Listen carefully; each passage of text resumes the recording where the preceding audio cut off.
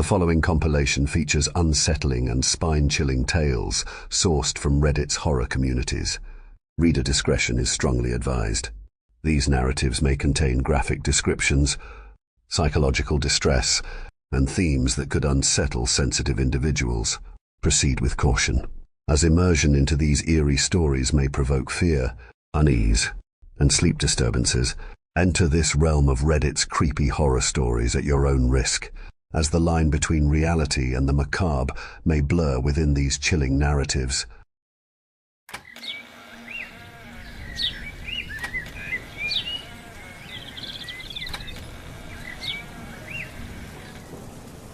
I was 17 years old when Harry Sullivan proposed we killed Esme, and it was on our joint wedding day, 8 years later, my hands slick with my wife's blood.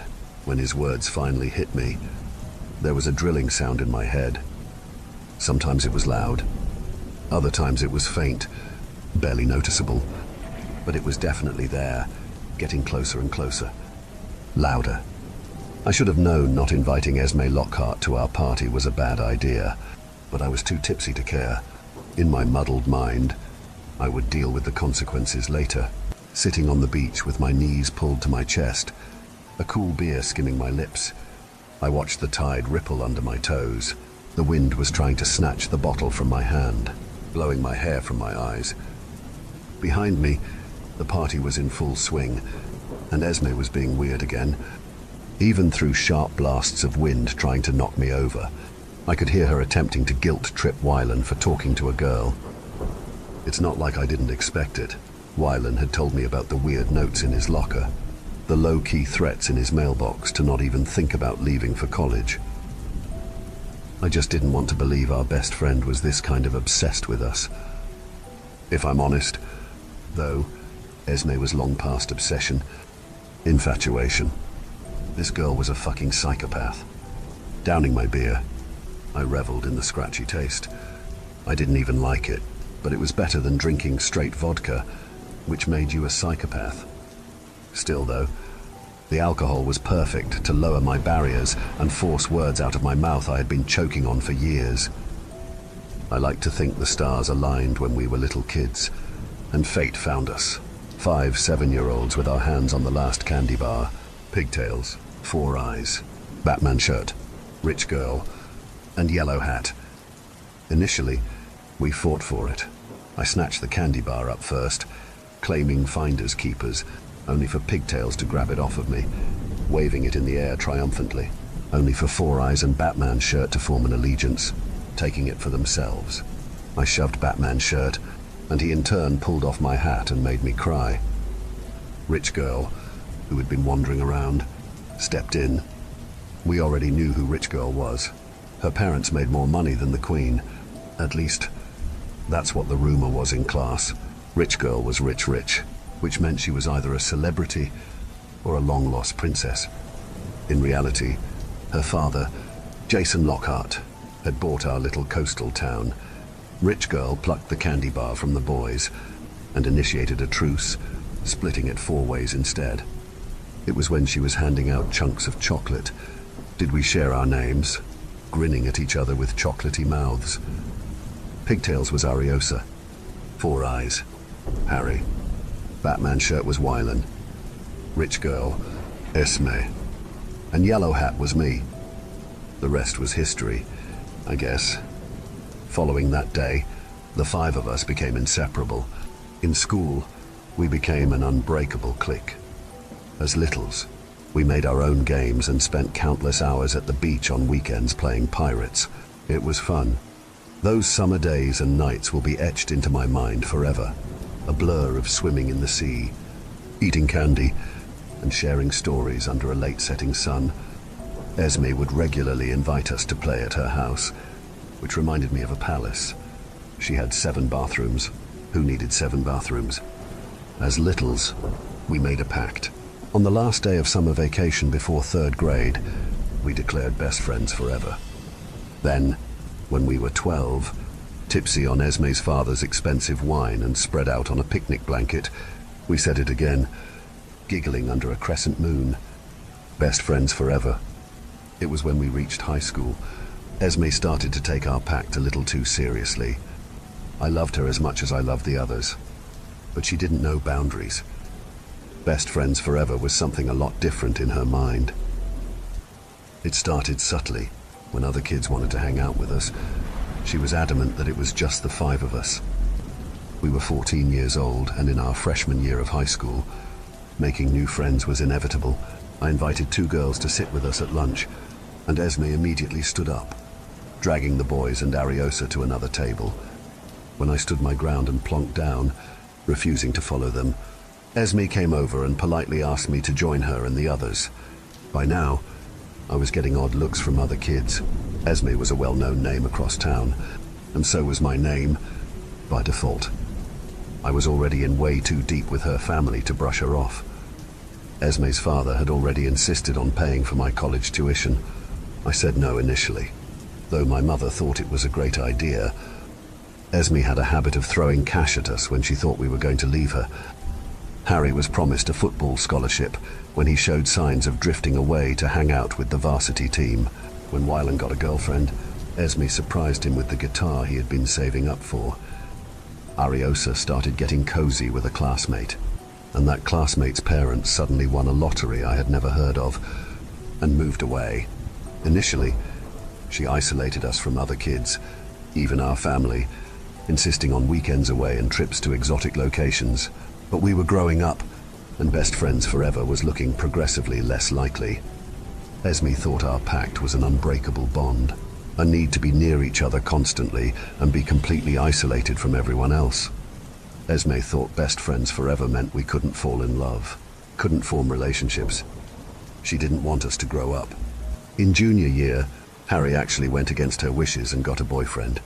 Harry Sullivan liked to experiment behind Esme's back. Having been on several dates with both guys and girls, it was well known that he was a player, even if Esme shot down those rumors. But I think he truly fell for Ben. Opposites attract, and Harry, captain of the varsity team, falling for Ben Sykes, a quiet, competitive swimmer, was the best thing that had happened to our group. Harry was slowly rebelling, which gave us the courage to fly the nest too. Initially, Esme didn't react or say anything. In fact, she smiled when Harry awkwardly introduced us, his gaze glued to Esme. He was waiting for her to start screaming, his eyes hard, lips ready to argue, but she didn't. Esme offered Ben a seat. Wylan shot me a look, and Ariosa almost choked on her sandwich. Harry didn't let his guard down, though he politely declined her offer and joined the varsity table instead.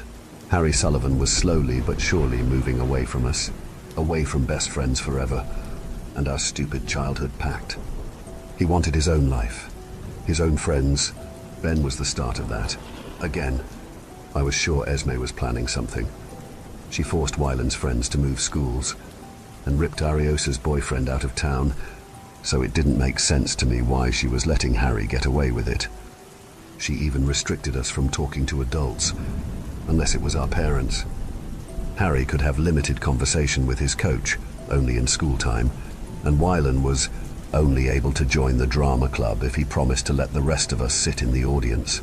If that wasn't weird enough, we were permitted to tell her everything, every secret we had, or worry on our minds. Obviously, we didn't. There was no way I was telling her about my late first period, and I was pretty sure the boys would rather die than share their private lives. Sometimes, we didn't have a choice.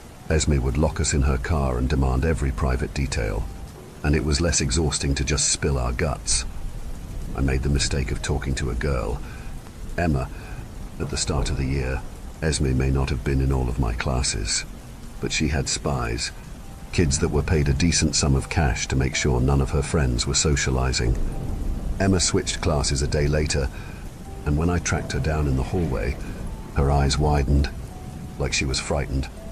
Emma told me to stay away from her, so I did. I didn't have a fucking choice.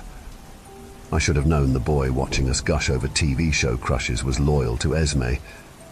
I thought she was okay with Harry dating someone. I mean, she didn't throw a screaming fit like usual, which was progress. I was surprised she was actually allowing someone into the group. Esme seemed genuinely happy with Harry's boyfriend joining our group, allowing him to come to hang out at her house and our usual place on the beach. The holidays came around, and Ariosa proposed a Christmas party at her place. I was 2 hours late, after a heated argument with Mom over the car. When I arrived, I immediately knew something was wrong. There was no music, and the lights were off. I did see an attempt at a party, grabbing myself some holiday-themed punch from the lounge. The figure sitting alone in the kitchen caught me off guard. It was pitch black, so I thought it was the ghost of Christmas past, after Esme forced us to watch Christmas movies with her a few days prior. When I clicked on the light, however, an identity swam into view. Ben, judging from the cans scattered on the table, he was maybe 5 or 6 drinks down.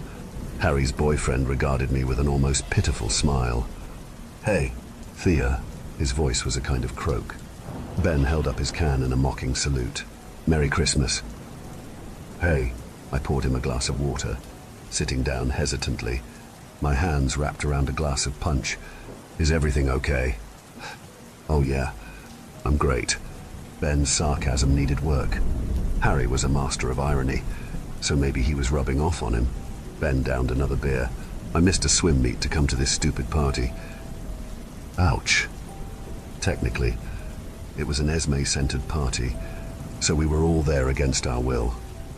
I nodded, sipping my punch. It was kind of spicy. "So, where's everyone else?" Ben met my gaze, his lips curling. "Where do you think?" I shrugged. "I don't know. Did they go out?" I think Ben was waiting for me to give him a reason to find Harry. I couldn't give him one without going against her family and putting myself in danger. The boy scoffed. "Whatever. Thea," he stood up. "Tell that bastard I never want to see him again," he mumbled, staggering out of the kitchen. Ben stopped in the doorway, but he didn't turn around. "You guys deserve each other." He laughed, and something ice-cold prickled its way down my spine. I didn't even wait for Ben to leave, and by the sound of it, he was already emptying his guts in the front hallway. Ignoring him, I forced my legs upstairs, my heart hammering. There was no way. Right. Because if Esme had done this, then she had won. The girl had a perfectly calculated plan after all. Esme didn't want Harry to be intimate with anyone else but her. I realized that when I stumbled into a lot of tangled legs and flushed faces under blankets. Wyland told me to turn off the light, but I was too stunned to move. This wasn't what I expected. Esme wanted us as friends, but this was different. This was closer, more intimate, where she could have every part of us, body, mind, and soul. The logical side of my brain wondered if she had become so scared that we would find love and ruin our friendship pact. She immediately wanted us to love her instead, while the not-so-alert part of my brain wanted to entangle myself in their weird foursome sandwich. So, I joined them. I mean, it was cold. The punch was definitely filled with aphrodisiacs to influence guests, and seeing Harry buried under Esme, his legs tangled around Ariosa, I'd say Esme's plan had succeeded. I didn't want to know what Ben saw. Later on, I discovered that he walked in on them, and Harry, fully bewitched by Esme's spell, ignored him. Ben was right. We did deserve each other. Esme had made sure of that. I was feeling a little more than heated. So yeah, I crawled into bed with them. I wanted to believe it meant something, even if I knew deep down. Esme was tightening her iron grip. Ever since that night, our relationship became more intimate, which brought us closer together. But we never actually dated. Esme didn't want to date us. She just didn't want anyone else to date us. Most of my junior and senior year was a blur of blindly following orders and watching the light slowly start to fizzle out in my friend's eyes. Esme demanded we move in with her, though luckily our parents stepped in. When she started talking about friendship marriage, I think that was when we decided that we were done. Best friends forever would never continue into college. I was sure of it. Harry was the first to get a football scholarship, halfway across the country. Esme did what she always did. She smiled through gritted teeth congratulating him with a hug. I caught Wyland's fuck look, pretending to choke on his drink. We already knew she was planning something potentially life-ruining. We took bets. Wyland was convinced her father would buy the college itself. Ariosa went down a darker route, saying Esme would burn the campus to the ground. Esme did neither, attempting manipulation more directly. In the days following his announcement, Harry had received 3 anonymous death threats and a stuffed rabbit filled with pig's blood thrown in his locker. When he talked to his parents, they went straight to the police, only to drop the case several hours later after a talk with her dad. Harry said it was like his parents had been hypnotized. Esme turned the whole town against us, so we had no choice but to run back to her. Wyland talked to a girl during gym, and one of Esme's spies immediately reported it. I accidentally smiled at Josh Peake in AP English and received a strongly worded email to not even look at him. Senior year drew to a close, and our only solace was a stupid party on the beach. I made sure to only invite kids who either hated Esme or had offered us their help in the past. They were too scared to turn up. Emily Littlewood said her family could get us fake IDs and out of town. She sent Ariosa a text from an unknown number, only disclosing her name in cryptic code. Emily's parents were in a car crash hours later. Anyone who tried to help us were either hurt or cut out of the picture. We were officially on our own. Presently, I felt sick to my stomach. I got an email from a college I didn't even apply to, congratulating me on my acceptance. The college just so happened to be the one Wyland and Ariosa were accepted into, and of course, Harry was going there too. The letter was stuffed in my pocket, and I was planning on burning it. It was my way of breaking this stupid pact. We were not going to be best friends forever, because in Esme's eyes, she didn't see the 4 of us friends. Esme saw us as trophies, pretty things she could call hers. Fuck that. We built a fire on the beach. Harry pulled out his acceptance letter first, and in our own private ceremony, we took turns throwing them into the flames.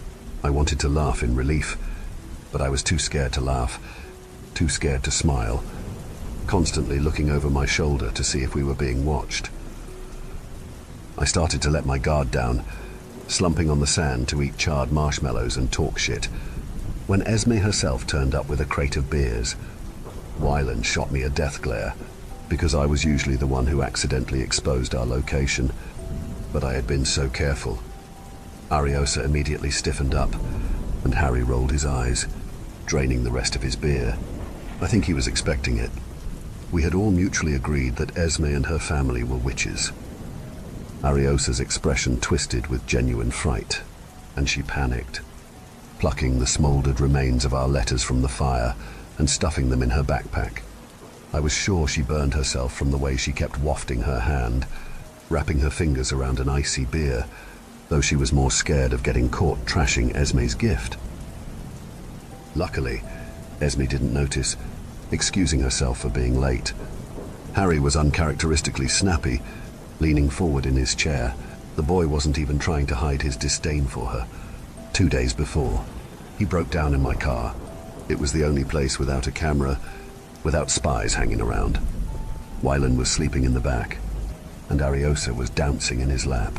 Harry kept it together until I asked him if he was okay, and his body kind of jerked, like he was trembling. He had spent the whole car ride staring into oblivion, his eyes half-lidded, lips curled into an almost maniacal smile. I didn't notice he was clinging onto his seat for dear life, like Esme was going to pop up out of nowhere. I can't do this anymore. He kept saying it again and again and again, until his fingers were clawing at his hair, and he was screaming, his eyes almost feral, like a wild animal. I can't fucking do this anymore. She's going to kill me. I hugged him. It was all I could do. Just a few more weeks, I told him. Then we would be free. How did you know we were here? Harry's eyes narrowed, lips curling. Are you stalking us? Esme. His tone was like warm water washing over me.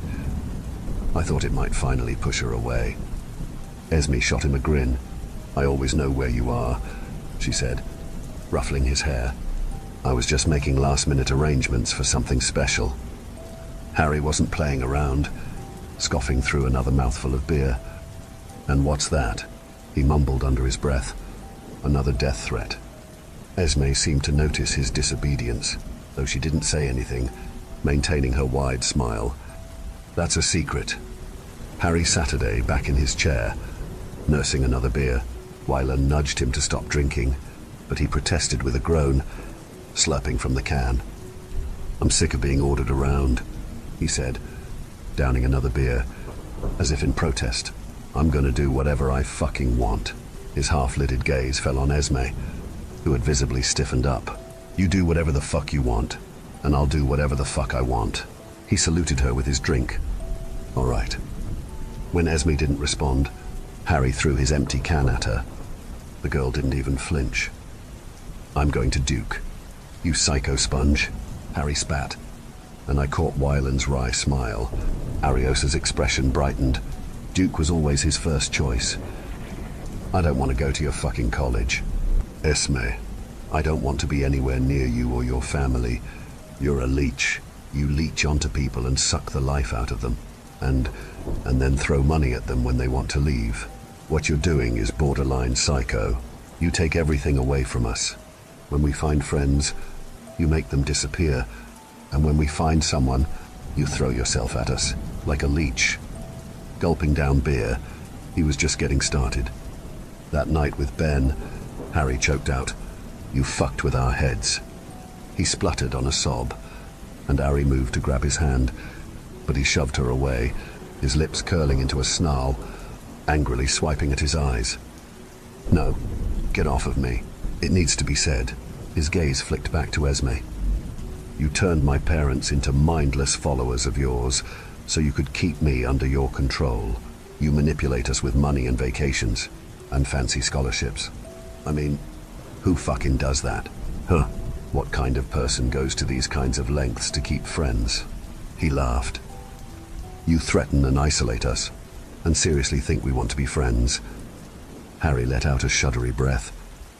So, here's what you're going to do. You're going to leave me and my parents alone. The same goes for Ari, Thea, and Weiland. You're going to get your father to fire my parents.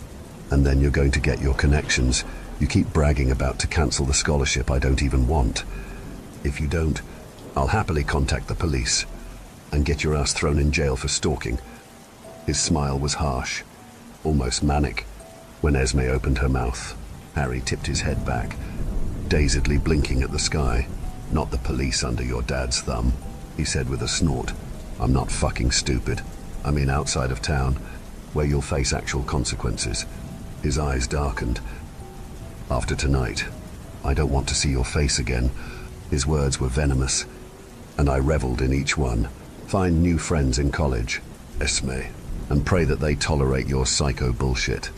Harry's voice faded out, the sea suddenly so much louder in my ears, waves crashing onto the sand, before drifting back. And don't put you 6 feet under the fucking ground. Esme seemed frownsome for a moment, and we all waited with bated breath. Was this it? Would she finally leave us alone? Instead of replying, the girl turned her attention away from Harry and plonked herself down on Ariosa's lap, chastising Weiland for wearing a short-sleeved shirt. Esme insisted on styling us, like we were dolls. She hated when Ariosa tied up her hair, and I wasn't allowed to straighten my curls. Harry had to wear contact lenses if he wore glasses. She ignored him for days. When he lost his contacts and had to wear glasses, Esme bought him unlimited contacts. Harry didn't respond to Esme ignoring him, instead cracking open another beer. He shot me a grin, which was a little too wide. Jesus fucking Christ, I remember thinking. He was losing his mind. Mission accomplished. If drunk Harry thought it was mission accomplished, sober Harry was in for a rude awakening. The girl's lack of response wasn't a win, it was a time bomb. Esme started talking about her own college acceptance letter, and I caught him glaring at her, his fingers pulverizing the can. I hated what she was in the process of turning him into. Willen was staying quiet, absently making a mini sandcastle, and Ariosa was snouncing on the sand. The party was primarily to plan a quiet escape, and once again Esme had made it about her. I excused myself, escaping down to the shallows. The silence was a relief. I dropped onto my butt, letting the tide wash over my feet. Sticking my toes in bioluminescent plankton, I wondered how a candy bar had single-handedly ruined my life. Esme was making a fool out of herself again.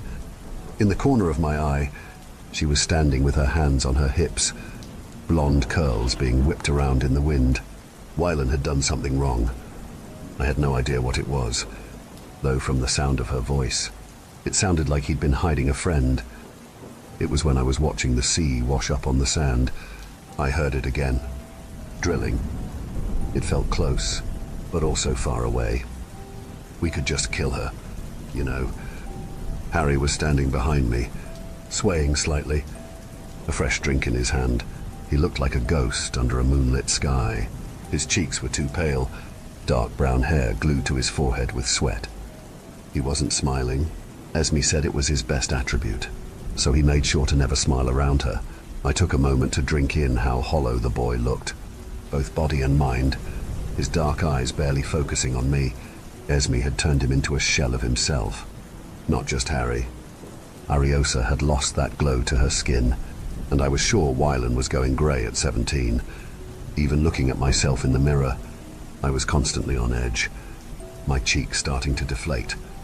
Turning back to the sea, I pressed my knees closer to my chest. The drilling was getting louder. It felt and sounded closer when I lowered my head, like if I turned at the right angle, I would hear it better. "You have a death wish." "Idiot," Harry snorted, slumping down next to me and resting his chin on his knees. He reached into his shorts and pulled out a cigarette, lit it up, and took a long drag. The orange glow settled my dancing stomach. "I'm serious," he said, lips curved around the cigarette. "We kill her and dump her body in the sea, then run the fuck away. Problem solved." "Problem still there," I said pointedly. "You just declared war on a psychopath." I shoved him, and he pulled a face, shoving me back. "Since when do you smoke?" Harry's gaze strayed on the ocean, smoke escaping his lips. "Since Ben." His words stung. "Well, what about Esme's dad?" I challenged him, changing the subject. I straightened up, stretching my legs. "We'll have to kill him too." "Right." I could see him trying not to smile around the smoke. "So," I continued, eager to bring back the boy I grew up with, even if it was just for one night. "Psycho sponge." He groaned. It was a good insult in my head. It was a terrible insult. "Did you see Wylan's face?" Harry laughed, and it was a good laugh, one that made me feel safe, despite knowing we were being watched. "We are going to leave here. Don't worry." He shot me a grin. I told her to leave us alone, and Harry arched his neck, twisting around. "I think she got the memo." "I hope she has. Anyway." Nodding along, I took in Harry's words, though they were fading in and out. I could hear that noise again. It was real. A loud drilling in the back of my head, looking up at the sky. It was suddenly too black, like an endless oblivion that would never brighten. The sea lapping over my feet felt wrong, somehow, like it wasn't even wet. The sand bunched between my fists was too perfect. Perfect white sand, filtering through my fingers. It was the kind of sand I dreamed of, unlike the actual beach, which was mostly pointed rocks and spiky shells. It was too perfect. I looked around, gulping down air. Ariosa and Wylan trying to get the fire going, and Esme handing out food. The perfect night. The stars twinkling above us. The perfect sky. Harry. My voice sounded wrong, like the words on my lips weren't mine. He didn't look at me. "Yeah. How many times have we had this conversation? How many times have we had this conversation? How many times have we had this conversation? How many times have we had this conversation? How many times have we had this conversation? How many times have we had this conversation?" Did I say that 5 times? 10, 15, 20. The moon flickered and went out completely. and I fell through the sand, dragged down, down, down, down. The drilling was louder, closer, real. I could feel it, a blade pulverizing through the back of my head, screeching blades dragging my thoughts to awareness. I could feel it seeping from me, blood dripping down my face and neck, pooling across the table I lay on. I opened my mouth to scream, but my lips were detached from me, my voice no longer mine. Instead, my mind was suddenly in permanent rewind. I was back on the beach, and this time Harry was smiling. His original words were torn away, that cutting blade slicing its way through my brain. "So here's what you're going to do," his voice echoed, and he jumped up, picking Esme up and spinning her around. "You're going to stay with us, forever, never leave any of our sides. You're a leech. You're the most beautiful girl I've ever met. I want to be with you, Esme, forever. I can't fucking take this anymore. She's going to kill me." This time, I did scream, a raw cry ripping from my throat. I could sense bright light behind my eyes. My wrists were strapped down, my head pinned to a cruel icy surface. Harry's voice continued, clanging in my skull. "I love her. Thea, I love her so much it hurts." It was endless. It never stopped, and my screams died out into whimpers. They didn't even bother sedating me again.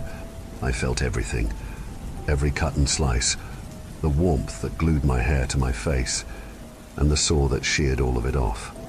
When the white light faded and flashing colors dotted my vision, I finally fell. Thea. When I opened my eyes, I was standing up, no longer on the beach. I stood barefoot in front of an indoor swimming pool lit up in pale blue light. I was so close to the edge, a white dress pooling at my feet, my hands wrapped around a bouquet of flowers. I found myself smiling, even when I reached a trembling hand to my head, where a veil had been forced into place. I stroked my fingers across my scalp, where old stitches had come apart, seeping red staining the collar of my dress and ruining my hair. When my fingers came back slick red, I swiftly wiped them on my dress, smiling wider. Roses. I clutched the bouquet tighter to my chest. They were Esme's favorite. "Thea, snap out of it." The man's voice startled me, reverberating through the room. I blinked, my vision swimming in and out of view. He was older than me, at least in his mid-20s, thick, brown hair hanging in dark eyes that part of me recognized. The flower crown of white roses sitting on top of his head looked like a joke, a mockery of him. I didn't register the bloody strips of white wrapped around his head or the smear of red staining the front of his suit. Instead, I was choking on a name that shouldn't have matched the stranger. No, not a stranger. Harry Sullivan was not 25 years old. Because if he was 25, then how old was I? I looked down at myself. I still felt 17, and yet I was taller. My dress perfectly fitted to my figure. I was 17, but my body was older, so much maturer, molded and perfected. No. I felt my legs give way, a cry rumbling in my throat. I was going to go to college. I was going to get away from her. How long had I truly been sitting on the beach on the last day of senior year? "Thea, listen to me."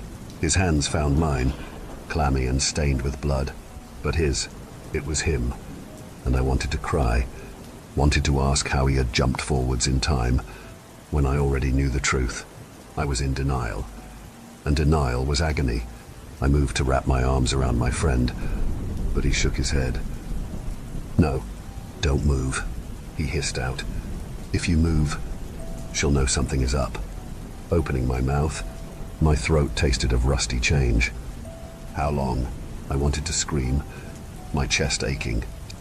Harry didn't speak. He didn't explain the strips of white wrapped around his head, or the other's absence. He pressed something into my hand, delving it between the folds of my dress. The knife slid perfectly between my fingers, the blade pricking my skin. I didn't feel anything. "Kill the bitch," he said through gritted teeth. Harry didn't cry. I don't think he could cry anymore. "Do you hear me? he whispered, his voice collapsing into a sob.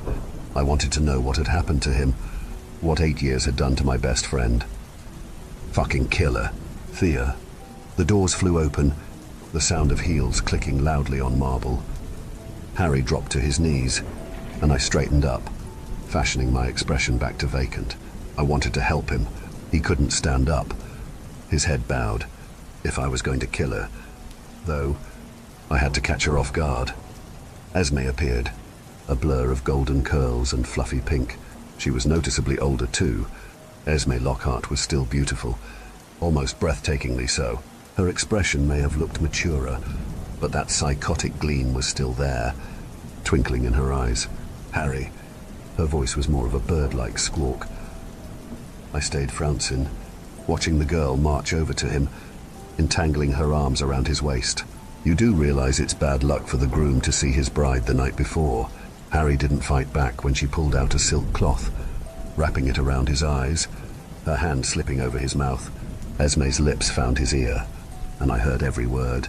This was the first time I'd heard her actually scared. Since you're insistent on ruining our perfect day, I want to give you your wedding present early. Esme's voice was silky smooth, sultry. She held him like a toy, rocking him side to side. Harry didn't move, crumpling in her arms. His frenzied eyes found mine. Kill her. Come on, she crooned. Dad is waiting for you. I wanted to kill her right there, before she could drag my friend away. But something snapped in my head, and I was back on the beach. This time the tide was in, and I was sitting alone. Behind me, Esme was the only one sitting by our fire. Thea, she shouted, waving at me to join her. The tide was at my feet, but I couldn't even feel it anymore. There were no stars. Thea. Reality was being cruel to me. It wouldn't let me sleep. This time, I awoke under a beautiful blue sky. Above me was a flower arch made of roses. Rows of strangers with wide smiles sitting under trees entangled with lights. Standing on my left was Ariosa. Her red hair was piled on her head, perfectly fitted with a flower crown. Her smile was too wide, intricately made-up eyes half-lidded, and I was sure she had wet herself through her wedding dress. Ariosa wasn't really herself anymore, her gaze penetrating right through me. I could see dark red smearing the top of her head. Neither was Wylan, sculpted in a rich black suit. The boy was unrecognizable, hiding behind a mop of blonde curls and a nose job I knew he didn't need. Wylan had grown up, maturing into a handsome man, but once I was staring at him, I couldn't stop. I glimpsed telltale spots of blood staining his collar. His grin was dazed, drool seeping down his chin. Wylan was standing at an angle, swaying back and forth, that glitter which was my best friend, gone. Thea. I blinked. Esme was inches away from me, the bride. Pay attention. I found myself nodding obediently. In a few simple words, she was going to become my wife. The knife was tucked into my dress. Harry was standing next to me. I didn't want to look at him, because I knew what Esme's wedding gift was. In the corner of my eye, I glimpsed a thin line of black trickling down his temple, scarlet bandages hidden under that hideous fucking flower crown. His eyes were lazily following a butterfly, and he could barely stand still. Harry was the one who tried to get away, who clawed his way out of her control. Esme had decided to take his free will by force. The others spoke their vows, like they had been cemented inside their minds. I, Harry Sullivan, Ariosa Carlyle, Wylan Sutton, Thea Samuels. Take Esme Annalise Lockhart to be my wife, to have and to hold from this day forward, for better, for worse, for richer, for poorer, in sickness and in health, to love and to cherish, until parted by death. Harry blinked, his lips forming a smile. I do. Ariosa giggled all the way through her speech, which was unintelligible. Wylan sealed his vow, grinning through a mouthful of scarlet. I think seeing him is what jerked my thoughts to fruition. She had taken my friends, ripped away their youth, and now took their minds. I think I said I do. The wedding party exploded into cheering, and we were showered in confetti. The officiator turned to me, and I saw bright, intense red. Fuck. I don't even remember moving. 1 second I was standing still, and the next, I was straddling my new wife, stabbing her straight through the throat. I had to cut every order she had ever demanded of us directly from her mouth, parted by death. The officiator's words were ringing in my skull. We were free. She cut into my head and turned me into the perfect wife. She turned my best friends into mindless shells. The wedding party was screaming, and so was I. Help! Blood was slick between my hands, but it felt good. I need help. There was no sign of my parents, anyone I knew. I didn't even see Esme's father. I kicked off my heels and ran. And luckily, Ariosa thought it was a game, following me, grabbing Wylan, knowing that I would regret it if I left him. I pulled a barely responsive Harry along too, who awkwardly stumbled after me. We made it out of the hotel grounds, and I called the police, who immediately sent us to urgent care.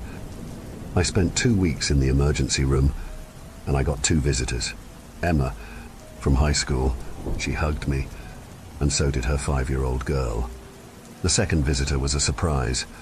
Ben, Harry's old boyfriend who was now a cop, had been tracking us down since our death when we were 17. Apparently, Esme faked our deaths. Ben told me my parents left town a year after my death. He had contacted them multiple times, but no reply. They weren't interested, which was understandable. If someone told me my dead daughter was in fact alive and forced to marry her best friend, I wouldn't engage either. I asked Ben if he'd been to see Harry, and he nodded, his cheeks going pale. He told me the words I didn't want to hear. Harry wasn't Harry Sullivan anymore. The doctors explained it in more medical terms. A foreign object being obstructed through the skull and damaging the frontal lobe or something like that. I wasn't really listening. Ben started talking about serious damage to the brain, and I was on my knees on cool tiles, choking up my lunch. I knew exactly what it was. Harry had been partially lobotomized in a desperate attempt to subjugate him. So, if my friends were lobotomized, what happened to me? I was drilled through the head. I got the same treatment. So, why was I awake and conscious, and they were brain dead? I've been living with Ben for the last 2 years. Ari and Wylan have recovered, in a way. I say in a way because I'm lying to myself. They're completely different people. Wylan is erratic and acts like a child, and Ariosa repeatedly tells me how much she hates me. Their lack of emotion scares me. The doctors are puzzled. They didn't think it was possible to make as much progress as they have. But Jason Song was also using technology that they had never seen before. Ben argued that lobotomies don't control your mind, they destroy it. He was convinced something else was being used, which sent me to sleep for 7 years, forcing my body into autopilot. It would explain Wylan and Ari's behavior too, how they had somehow recovered, or sort of recovered from a lobotomy. Harry spoke for the first time a few days ago. I have a habit of visiting him when Ben isn't guarding his bedside. I wasn't there when he spoke. I was buying soda when Ben stumbled out of the room, vomiting everywhere. Unable to resist, I hurried inside. Harry was sitting up, propped up on pillows. His eyes were so much more alert, which gave me hope. Until he opened his mouth. Inclining his head, Harry frowned at me. Ariosa and Wylan have been looking behind me a lot. I thought they were staring into mid-air, but Harry was staring at the exact same spot, just behind my right shoulder. He spoke her name with a glitter in his eye, and I think in his mind, Harry could still see her. And Esme was still the love of our lives. When I shut the door and Saturday down, his expression darkened. I hate that I can see so much of her in him, and it terrifies me. Harry was looking behind me, craning his neck. Where did my wife go? I told him she was dead, only for him to laugh. No, she's not, Harry said, like a child acting out. She was just right there. I know Esme can't be alive, but Ariosa and Wylan say the same thing, that she's always standing right behind me,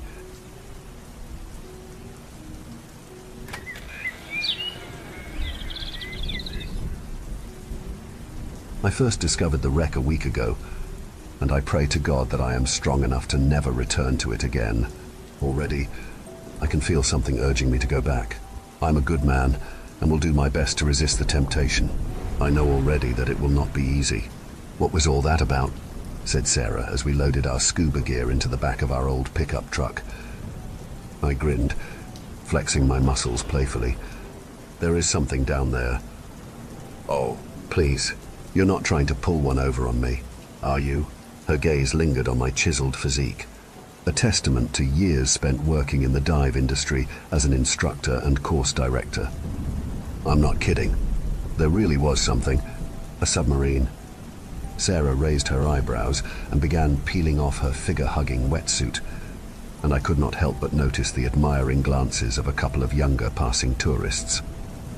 I'm sure she was aware of their lustful glances. She exudes an effortless sensuality, and exposing her tanned skin and skimpy bikini does not seem to bother her in the slightest. Stop kidding around. We have dived this spot 100 times at least. You know as well as I do that there is nothing down there. But she was wrong. It had begun as a usual Saturday for us, diving together as we often do.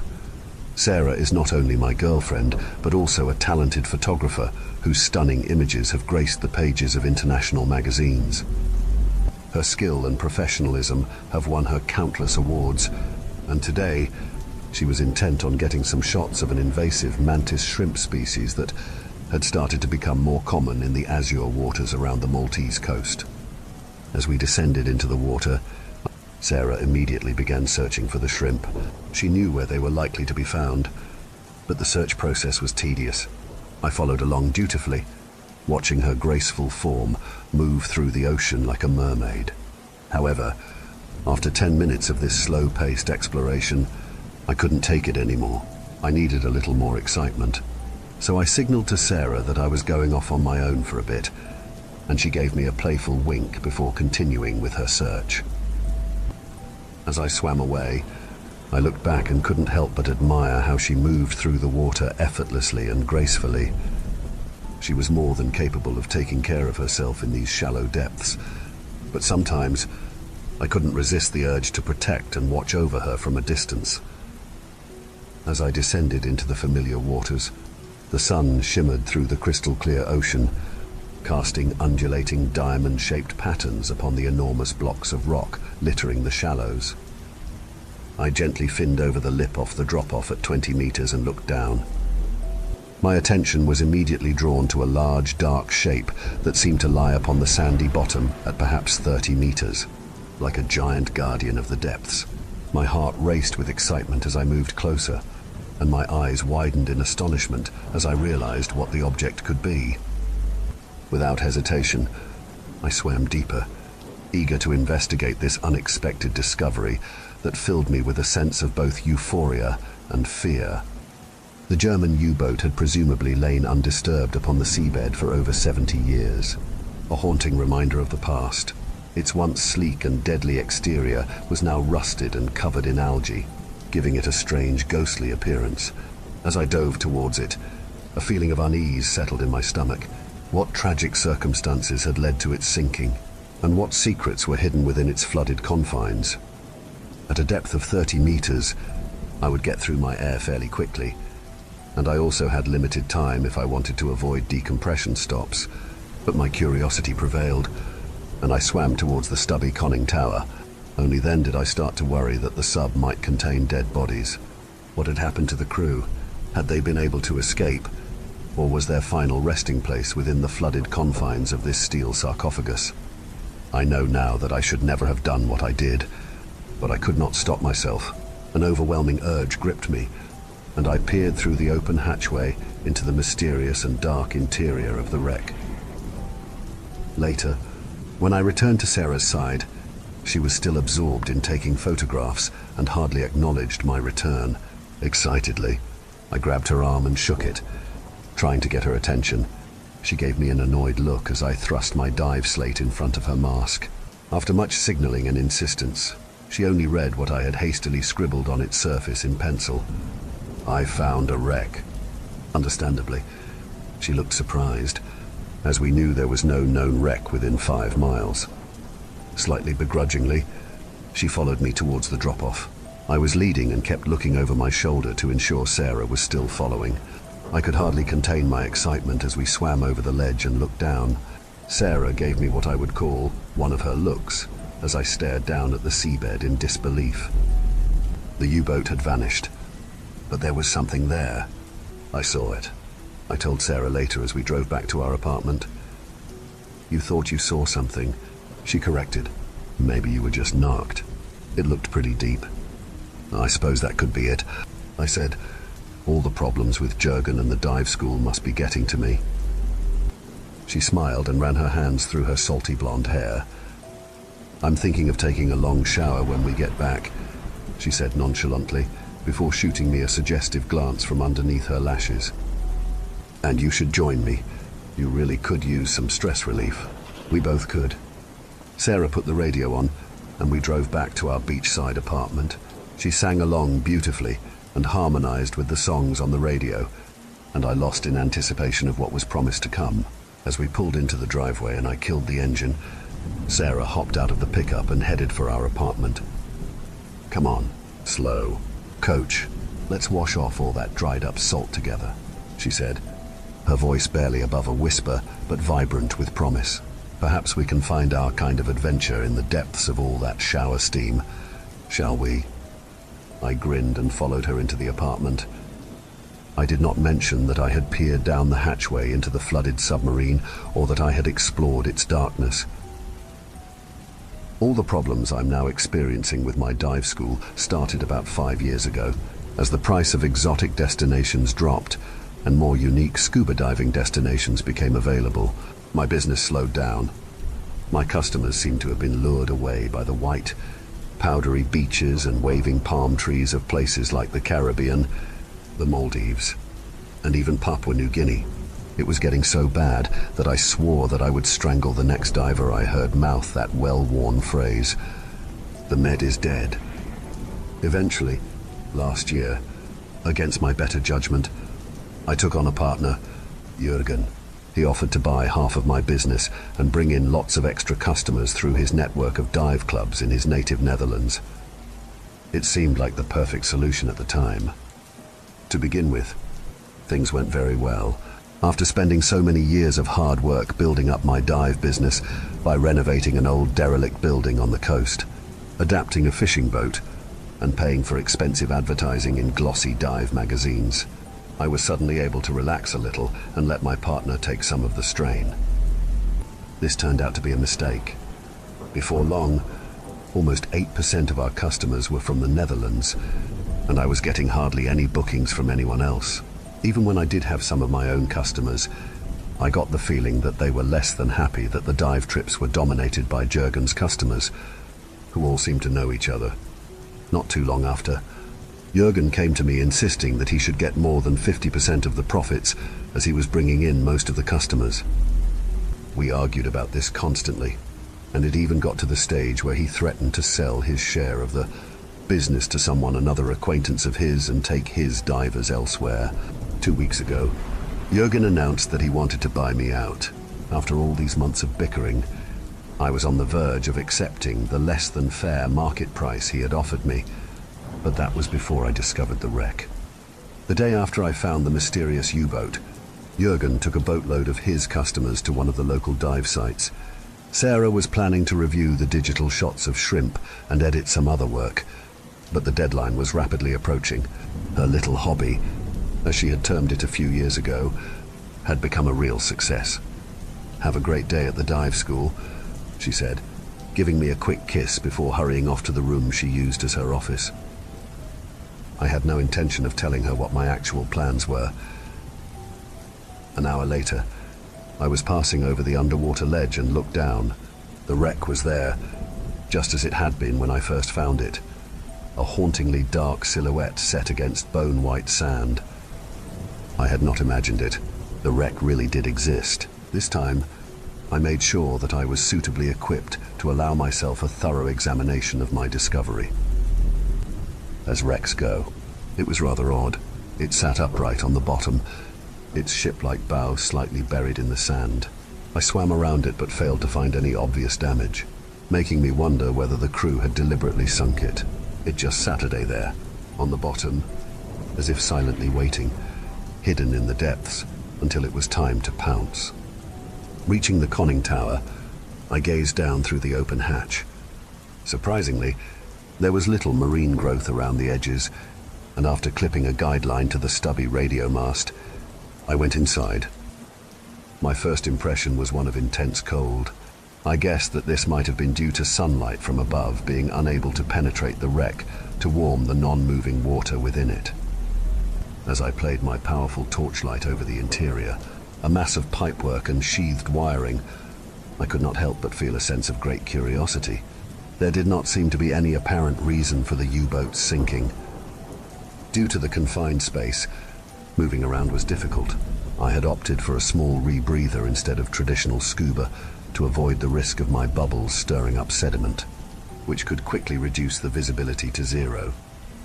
The rebreather also offered the considerable advantage of plenty of gas for a long dive and deco stops afterwards. Fine greenish sediment had settled on every surface, and even my gentle movement through the water dislodged fine rust, which rained down from above, reducing visibility to no more than a meter ahead. My torch, which is hugely powerful and one of the best on the market, seemed unable to penetrate the somber interior efficiently. It was as if the darkness had a substance of its own. It soaked up light like a sponge. Cautiously, I edged forward, going deeper into the aquatic mausoleum. The water around me felt somehow thicker, and I had the impression that I was swimming in treacle. The darkness increased. How could the inside of a submarine be so damned big? I had swum for what I considered a considerable distance, yet there seemed to be no end to the cavernous interior. After another 5 minutes of finning, I stopped. I figured that I must have swum a couple of 100 meters. There was no way that this type of sub could be so big inside. Hell, it wasn't anywhere near so long on the outside. It just did not make sense. The other and more worrying reason that I had stopped was fear. My light was almost useless.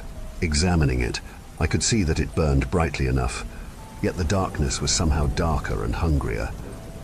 It was then that I noticed the smell. I know it sounds ridiculous, but that is the best way to describe it. It was as if I could smell something rancid, a rotting stench that I could taste through the rebreather's mouthpiece. I inched forward, my heart pounding in my chest and ears like thunder. The smell was almost overpowering. Suddenly, I came within inches of some kind of barrier, a wall of thick, undulating darkness. I sensed that the darkness was waiting. For what? I had no idea, but strangely, I felt sure it had been waiting for a long time. Don't ask me what made me do it. Curiosity, stupidity, who knows? Tentatively, I reached out. I watched as my hand disappeared, engulfed by the blackness. The pain was immediate and excruciating, a freezing coldness that penetrated the very bones of my finger and began to spread up my wrist and into my arm. I felt, touched pure evil. In horror, I screamed, snatched my hand back, and retreated as fast as I could towards the conning tower and its open hatchway. I did not bother to collect my guidelines. I fled for the surface in terror, up towards the light.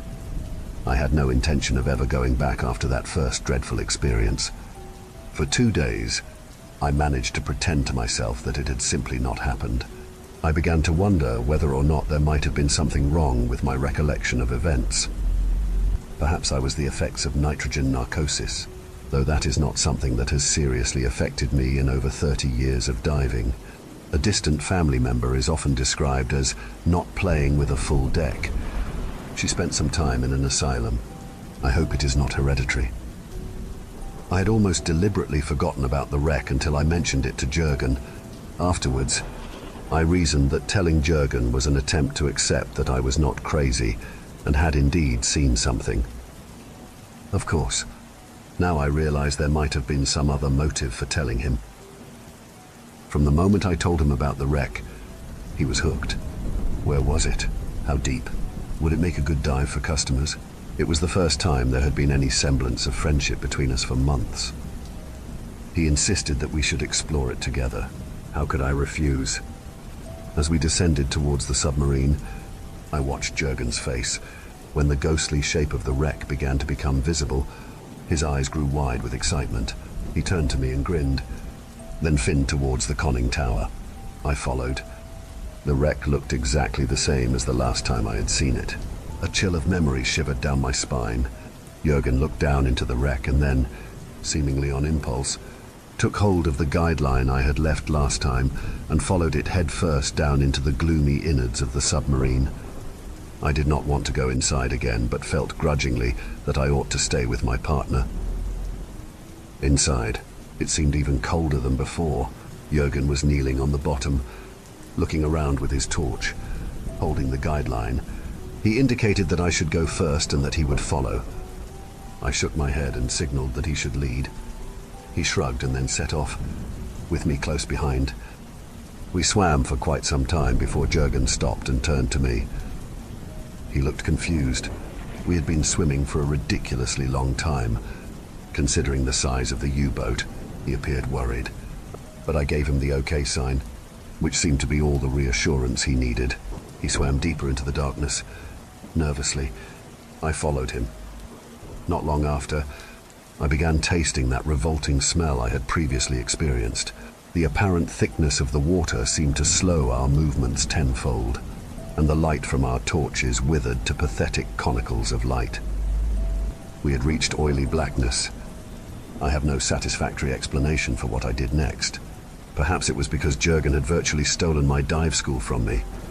It might even have been that I simply did not like him anymore.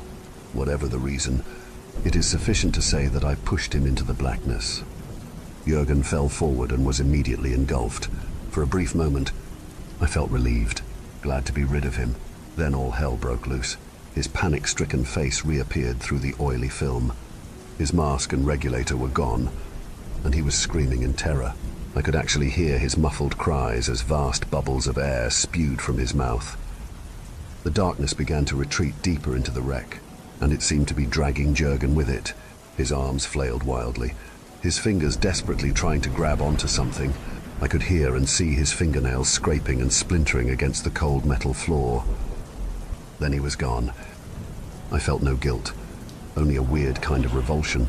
It was the kind of excited disgust that I had when, as a kid, I had peered into the gutter at the mashed remains of some poor animal, a cat, I think, that had been hit by a car a few days before. How long would this thing, whatever it was, be satisfied with one person? I wondered. I turned and left.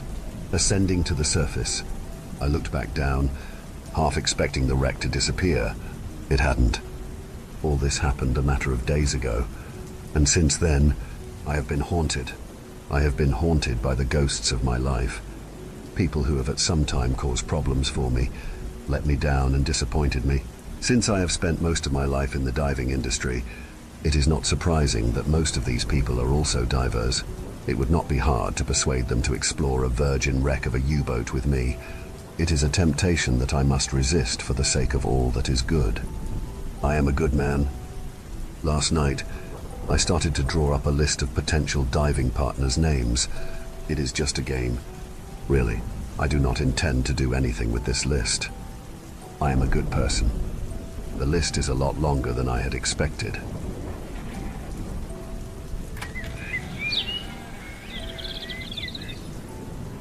According to some self-proclaimed, highly acclaimed authors that you've probably never heard of, Tacoma and Pierce County are the place known as Methlehem.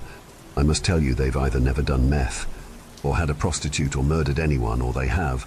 So, in order for someone to know what they are talking about, they've either done these things or they haven't. Self-acclaim all you want, and toot your own horn about how successful of a prosecutor you were. But really, what difference did you make? Did you make a lot of money when you arbitrarily nicknamed your district after the real Methlehem? I lived in Spokane in the very early 2000s, and it was there that I became a murder addict. It really wasn't my own fault, although I accept responsibility for the lives I took. Really, it was fear that governed my actions, for I was haunted by the specter of vengeance, and she would not let me rest until I had slit enough throats. If ever I defied her, she would stop tormenting me and begin withering my very soul. It is indescribable, what it feels like to have your soul seeping into the opened mouth of the sucking ghost, its bloody eyes holding you fixed in place, your essence pouring like a golden smoke into the maw of endless suffering. I will say that I succumbed to this, and to avoid it, in terror, I obeyed. In life, she was a friend, but in death, she was a wraith. She'd asked me if I believed in such a thing, as though she somehow knew she wasn't going to survive the weekend. I thought she was going with her boyfriend, but he didn't go with her either. Instead, she went alone, or rather with a few girlfriends, but they abandoned her when she collapsed, and the guys at Aaron's party told them they could leave, and without their friend, the girls got scared and left her behind. She didn't survive. Her boyfriend, Daniel, called me and asked me if she was with me. I said where she'd gone, and he told me he was in front of my shack. I felt a cold chill, because she was already gone. I somehow knew she was dead. It's what happens when you love someone and they die a bad death. You just know. We arrived at the abandoned house around noon and let ourselves in. We found her tied naked to an old mattress. She was covered in bruises, and they had left a beer bottle in her. She wasn't breathing. After we told the police what we knew, they went to question her friends. Daniel's cousin, Officer Van Diem, worked in Spokane's police, and due to the fact that the guys at the party were under investigation for all the meth going out of Spokane, they were not going to do anything about it. Making arrests for her murder would interfere with their bigger investigation. They strategically just shelved the case. Daniel ended up in the hospital for alcohol poisoning, and when I went to see him, he was gone. He didn't make it. I was left without any friends in that city, the city of Bethlehem. I still had enemies, and for a man filled with rage, enemies can be just as good as friends. Her ghost came to me, telling me what they did to her, how she had suffered for hours before she had a seizure and died. I was afraid of her ghost, how it would never let me rest, how it fed on me. Her spirit was vengeful. She had loved her life. She had loved Daniel, and she had loved me. To her, we were all dead, and I was just a revenant. That was my fear, of becoming a monster. And everything I did, or didn't do, kept making me worse and worse. By the end, I was addicted to murder, but only because of my modus operandi and my target victims. An ordinary murderer isn't really addicted, just obsessed. Allow me to explain how to hunt down and murder a group of men in cold blood and get away with it. I'll walk you through the step-by-step planning and execution of the murders I committed. I'm not afraid of the kind of prosecutors who describe their book as written by an acclaimed author and successful prosecutor. Dude who wrote the book wrote that description of it. I've never heard of him, or her, or whoever. All the prosecution happens where things are civilized. There's no meth in the courtroom, and nobody can imagine what the places they are talking about look like, smell like, and feel like when they are in an expensive suit and in a courtroom, prosecuting the kind of meth dealers that go to court with an attorney. After getting taken alive, arrested by the police, I'm a goddamned meth vampire, and I can tell you exactly who I killed, how I did it and when and where and everything. And this ace prosecutor who thinks Tacoma is Bethlehem wouldn't know what to do with this account. The police know me. I get arrested or pulled over fairly often. Honestly, I like the police, because they look into my eyes and they smile a little bit at what they see. They arrest me and I get paraded in through where all their desks are, and they stand up and watch me go by. Good luck bringing me to justice. I'm always out of county lockup by Tuesday, with cash in my pocket, and all charges have been dropped. Every time. Aaron was the only one I knew about, and I had no idea who he was. I just sat in a cardboard tent across the street from where I'd lost and found my girl. I waited 6 days and started to think I would wait forever. Then, on the morning of the 7th day, just before sunrise, a car pulled up and a guy got out and went up to the porch and sat down and started smoking a cigarette. He left his lighter on the porch. The car drove off and left him there. I couldn't believe one of them had returned to the scene of the crime, but why not? Their activities were entirely routine to them, and they acted with impunity. It was possible they'd already forgotten why they might want to avoid that particular house. With a claw hammer in my hand, I stood up, dripping and sore. I had the cardboard shelter on me until I was halfway across the street and it slumped off. The guy tried not to react until it was too obvious I was coming straight for him. He got up and pulled out a gun and showed it to me, but I didn't care. Ever have your soul supped on by a wraith? You kind of want to die. You're more afraid of what she'll take with her next feeding, rather than bullets. He pointed the gun at me, but forgot to take off the safety. I was on the stairs, climbing to the porch. He was taking steps back, cussing at me and telling me he was going to kill me. He pulled the trigger on the revolver, but the first chamber was empty. I was crossing the porch. I raised the hammer like I would bring it down, and he raised his gun hand in defense. I wanted that hand, not his head. I put the claw of the hammer into his wrist, while he was feeling that I pried the gun from his hands. I opened the revolver and dropped the bullets onto the porch. We won't need those. I'm going to kill you so slowly. Jesus might resurrect you before I'm done, I told him. It will take no less than all day and all night. He just stood there blinking, staring at the disheveled vagabond who had just chunked a claw hammer almost all the way through his wrist. Then he started screaming for help. I stood there until he was done, and then he collapsed to the porch, whimpering in pain and terror. I opened the door to the house and grabbed his hair and dragged him inside. He was begging me to take his money and let him go. Money. I pretended to be interested. How much money? I'll give you $800, man. It's all I got. Sorry, I need $801. I replied like we were haggling over the value of his life. I meant 850, man. I've got 8 Franklins and a grant. Simonde, man, please. He begged. I found an empty beer bottle and handed it to him. Eat it. What? He started crying. I grabbed his wounded arm, twisted around behind his back, and used the handle of the hammer to pull it up to behind his head until I'd torn his elbow out of its socket. He screamed in horrified anguish. When he was just a whimpering and moaning mess on the floor, I said, "I'll let you live if you eat that bottle." He refused, so I helped him out. I climbed onto his back and grabbed his hair. He was fighting back with everything he had, so I got up off him and stomped on him repeatedly until he went still. He was still squirming a little, so I Saturday back down on his back, took the bottle, and placed it under his face. I reached around under his jaw and squeezed until he opened his mouth. "What do you want?" he whimpered pathetically. "Just a few things about your friends. If you decide you'd rather tell on them, I'll leave you alone and go get them instead," I said. He choked his agreement. I rolled him over and dragged him to the old metal heater against the wall. I then used his belt to tie his remaining hand to the heater. I went and got the gun and put one bullet in it. "We don't have long. You were waiting for someone. Who is Aaron?" "He's coming," he coughed. "And who are you?" I asked. "I'm Spider," he said. I shook my head. "I'm Gus Steelbrim. If you start giving me information that I cannot use to find your friends, then I'll think you are done talking, and I'll shoot this bullet into your right eyeball, and the low caliber won't be able to go out the back of your skull. It'll just bounce around in there and disintegrate your brain. If you keep talking, and I believe you and I like what you are saying, I'll leave you there alive, and I won't bother to hunt you down and light you on fire like I'm going to do to your friends," I told him. I gave the chamber a little spin. "Want to play Russian roulette? It might clear your head, help you remember names and places." I took the gun, pointed it to my ear, and pulled the trigger. I frowned.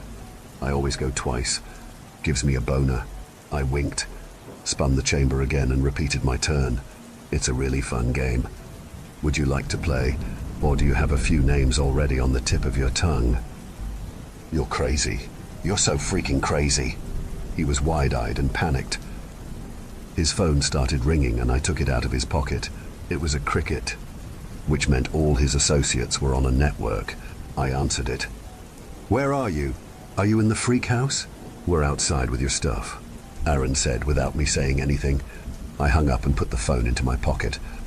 I walked outside, took the lighter that was sitting there, and picked up 2 more bullets off the porch and loaded them into the revolver, and then walked down to the car. Just as the sun was coming up, The passenger side window came down and two guys were in the car. "Who the freak are you?" Aaron asked me. I raised the gun to the open window and shot the passenger into his nose, and then shot Aaron twice, once in the neck and once in the side of his head. Then I tossed the gun into the lap of the passenger. I came around the driver's side and took the keys. I opened the trunk and looked for something more I could do to help make my point. I found a gas can in the trunk, but it was mostly empty. Good enough, I decided. I found that Aaron was still alive, although he had a gunshot wound in his neck and alongside his head. The damage was superficial, and he might have lived. Instead, I dragged him into the street and took the lighter and the gasoline. I poured the gas onto his crotch and lit his nuts on fire. Good enough. His screams went on and on for quite some time, while I tied one of his kicking feet to the bumper of his car. I put the keys back into the ignition and propped the gas pedal down. He was dragged to death. This was done to Aaron Victor on April 20th, 2002, when he was dragged for 3/4 of a mile down East 29th Street at about 6 a.m. I was the one who did that to him. It was me, premeditated as all hell. I heard he was still alive for about 2 more hours in the hospital, where a nurse misread his chart that supposedly said he was allergic to all forms of pain medication known to man. Therefore, she just stood there and watched him die in skinless agony and did nothing for him. Not sure who she was, but I'm sure she knew who he was.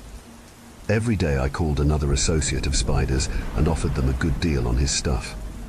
They'd come to the freak house alone or with a friend, and I would cripple them, hang them from a rope and skin them alive.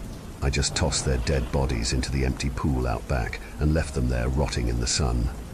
The neighbors never looked outside or called the police or bothered me in any way. I became addicted to it by mistake. As I got their blood in my mouth that first time, I started butchering one of those nice young men while he was still alive and screaming himself to death. After that, I had to have more. I started licking the blood, sipping it and then drinking it. Then it happened. One day there was nobody left on that phone to call. I had more phones, but I wasn't sure who was who. I compared call lists and got outside the first cricket business network they had going. The problem was that word had gotten out that the freak house was a slaughterhouse. Nobody wanted Spider's stuff. Whoever tried to go get it was never heard from again. I was fiending, cold and shaking. I needed more blood, more meth dealer blood. It was the only kind that could sate my thirst. I looked in the mirror, and I had no reflection. I had become so hollow, I was invisible, an empty shell, a husk of who I was, a discarded molt, a freak zombie who drank the blood of dying men. I was in a living nightmare, gripped by the horror of my deeds. It was then that she came to me.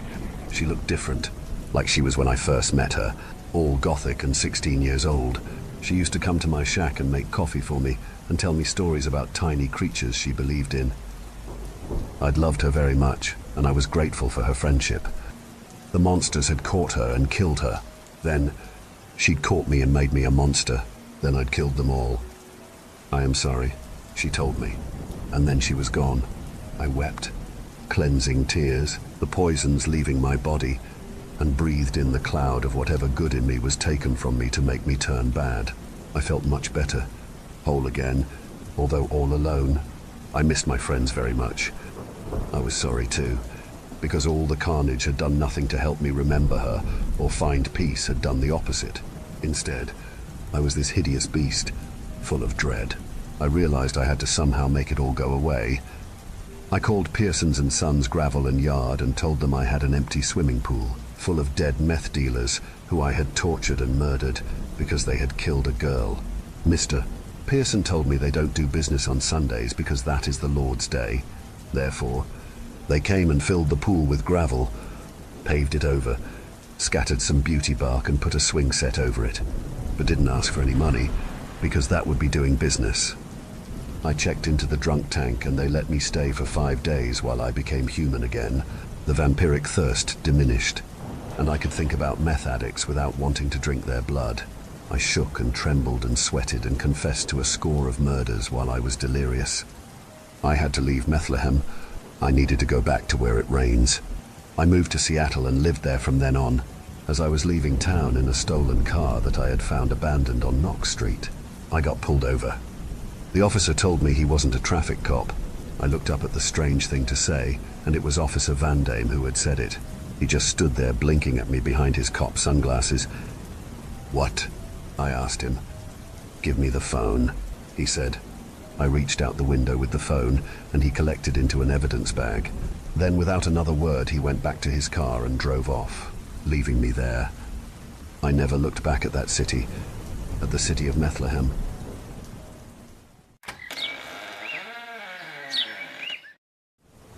I wish I could say that my parents' death had meaning, that they died for a good reason, but they didn't. I was only 11 years old at the time. A drunk man racing home to try catch his wife cheating blindsided them on a turn. My parents didn't die heroes. They didn't die for a grand purpose.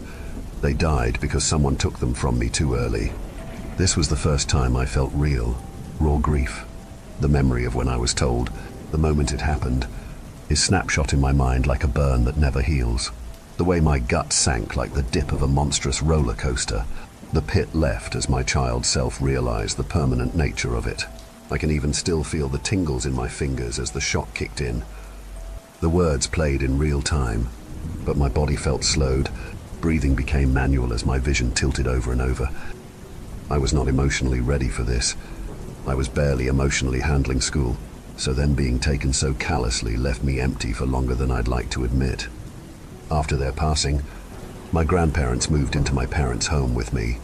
They packed up their lives and tried to pick up where my parents left off. 4 years they tried to connect with me, but I was emotionally unstable. I resented them for trying to take their place. Their love hurt me in ways they couldn't win. They tried to coddle me during and after the funeral. For 4 years they tried to break down my walls, but the walls I built held strong. I sank myself into the last connection I felt I had with them games. My father was a software engineer, so he spent a lot of time on the computer, and to my mother's dismay, he dragged me into the digital world early on. I couldn't get the hang of using a mouse and keyboard. I think my hands were too small at the time, so he bought me a console. We would huddle around the TV and play all the best coop games he could find. While snooping for presents one Christmas, I even found a stack of games magazines, red marker circles around games that specifically mentioned local co-op. This is how he always managed to find the perfect game for us every time. I skimmed over this in the moment, having not found the presents they hid so well. But looking back, my heart breaks knowing how much care he put into this hobby of ours. However, there were times I'd catch him playing games on his own. He was a PC gamer born and bred, so that was where I'd find him playing solo, but he never seemed to put the same energy into finding new games to play. Rather, I'd always see him playing games of pixels and numbers, simulation games from his era of gaming. I'd ask to play too, but he'd always tell him I was too young for these kinds of games, and that when I was older, he'd show me how to play them. This always welled mixed feelings of annoyance in the moment, and anticipation for that time to come.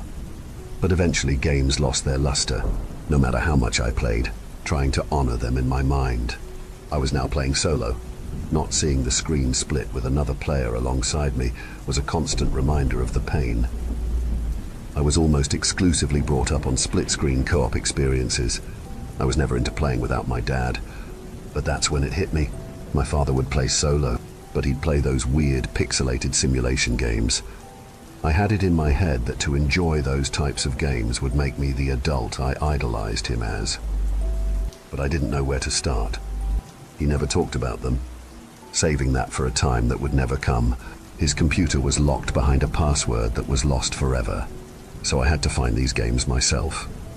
So I took to the best resource I knew of to solve the greatest mysteries on Earth, Google.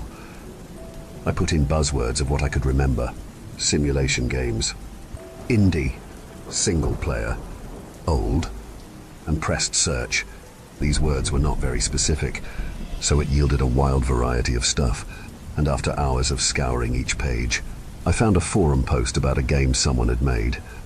Even though it was made in recent times, the screenshots they used to advertise it had that retro style I was looking for. But it wasn't just how it looked. Something else drew me to this game above all the others that had a similar vibe. Its name, Family Simulator.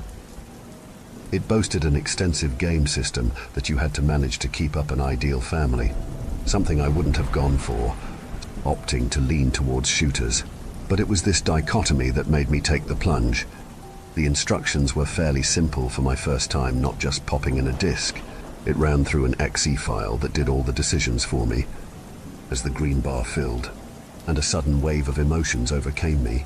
My father had always kept me from these kids of games, always thinking I'd prefer the modern titles he kept up with, so this really felt like a chance to connect with him, post-mortem, no matter how little it was. I launched the game. Initially I was met with a black screen, and then a studio logo screen. An image of a heart came up, alongside the words Famco, most likely the game creator trying to get their name out there. Nothing flashy or significant, but charming for something probably made by one person. The title screen faded, followed by a basic text box, a little line flickering, beckoning me to start writing. The question was simple: tell me about your life. I thought for a moment. I had been asked this a lot, by counselors, my grandparents and kids that never cared about me before that heard the news.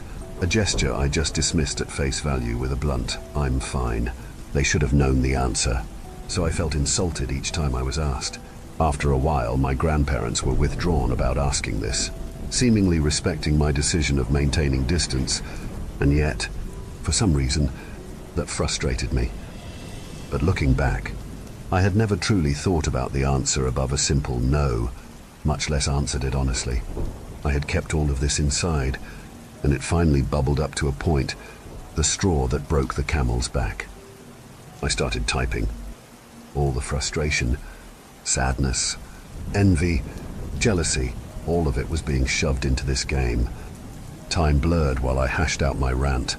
I was putting my soul into this answer for the first time ever. It felt silly, even in the moment, knowing it was going at it into some indie game of pixels and text. I didn't know why I was giving this game so much information about myself, but it felt good to get these feelings out somewhere where I knew I couldn't be judged. I could just say my piece, and not hear hollow rhetoric about hope and healing, and it felt good. The black text box, a silent listener that I needed, something that wouldn't pity me, but would just listen. I hadn't even gotten into the game and I was exhausted. I had typed out everything I missed about my parents, how I dearly missed the meals my mother would make, my father taking me out to a field just to throw a ball around, how he'd show me neat tricks that would have me belly laughing, the way he would get up 5 hours before any of us, to tell us that he woke up early, only to go back to sleep a few minutes after informing us. I missed staring at the watch I gifted my mother, with my dad's help of course, that my mother adored when we went out for a special occasion, the way they treated me, how much I loved them, how much I missed loving them. Every single minute detail was handed over. The game accepted the information with a satisfying ding sound, and I was sent to another menu, this time character creation. Now, I've never been the creative sort, so I blatantly just named myself Alex, set brown hair and brown eyes, a simple white t-shirt and jeans. I was also prompted with adding personal details, like my birthday, number of friends, and my likes and dislikes. What I didn't expect was the choice of a family. It wasn't as in-depth as the character creation itself, only a couple of presets. Preset 1 was a woman with red hair, a simple crop top and some shorts, the man not too dissimilar from my own outfit. Preset 2 was, well, they looked like my parents. It sounds crazy, but it just felt like them. The models were just a mashup of simple pixels, but they carried so many of their characteristics I grew to recognize in them. The jovial look my mother wore on a near constant basis, my father's stoic stature that exuded the confidence that he was always trying to pass on to me. It was uncanny. I was at a bit of a loss. I knew I missed them, but I didn't realize how much I still missed them, even after 4 years. I mean, for a second I had been convinced that these were my parents in some way. The game was something I was looking to sink some time into as a distraction, but now it fully captured my attention. I accepted all the settings, and the game loaded up. It played a scenic shot of the house, before fading to me in a room with the family. But as soon as I spawned in, I was shook with a loud bang. I jumped in my seat a little, and my heart raced at the fright. "Alex, go to sleep. You have school tomorrow. Those games are going to make you sick." It was my grandmother on the other side of my door. I always had my door locked, so this was how she would communicate with me. I checked the time, and it was already 2 a.m. As much as I hated to admit it, she was right. But sleep didn't come easy, with my curiosity swirling around my head about this new game. Perhaps I was mistaken, but the thing I had seen as the game had just loaded in was too much to be a coincidence. Surely, it couldn't have been a mistake. The setting was a near-perfect rendition of the house I grew up in, the house I was in right now. The more I thought about it, the more excuses I made to cope. How had the game replicated these things so perfectly? But it was the room that was what I couldn't explain. I saw a dining room, but the details were too familiar. The shade of wood on the square dining table, the layout of the cabinets, the door that led to the kitchen. It was almost entirely the same. It could have been coincidence. My house was a common suburban build, with similar layouts in the rows of houses near me. But it was the layers of coincidences that had me stumped on an explanation. I breathed a sigh of relief as I realized that I was the one that handed details over. Perhaps I really had given the game too much information. This thought didn't entirely settle me, but it eased my mind enough to get some sleep. I rose out of bed with a heavy groan. I looked over at my clock and bolted awake, seeing that I missed my first alarm. I quickly got up and rushed my morning routine. As I boarded the bus, I prepared mentally for another grueling day of education. School was meant to be an escape. At least that's what I was told. A place where you kick back with your friends and get into little adventures, all while building your future. For me, though, that couldn't be further from the truth. I was an outcast, no small fault of my own, and I refused to socialize. I couldn't. When I started high school, it was not long after the incident. My only thought was, if only I could speak to them one last time. This floated in my head as my peers attempted to make conversation with me. By the time I realized I had made myself a loner, the cliques were formed, and I was labeled as a quiet, weird kid, a prime target for harassment. Arriving at class, I was reminded of the grim reality I was facing, the thing I had dreaded for a week: group assignments. I attempted to weasel myself into a group, but of course, Jonathan and his buddies ensured that I would achieve no such thing.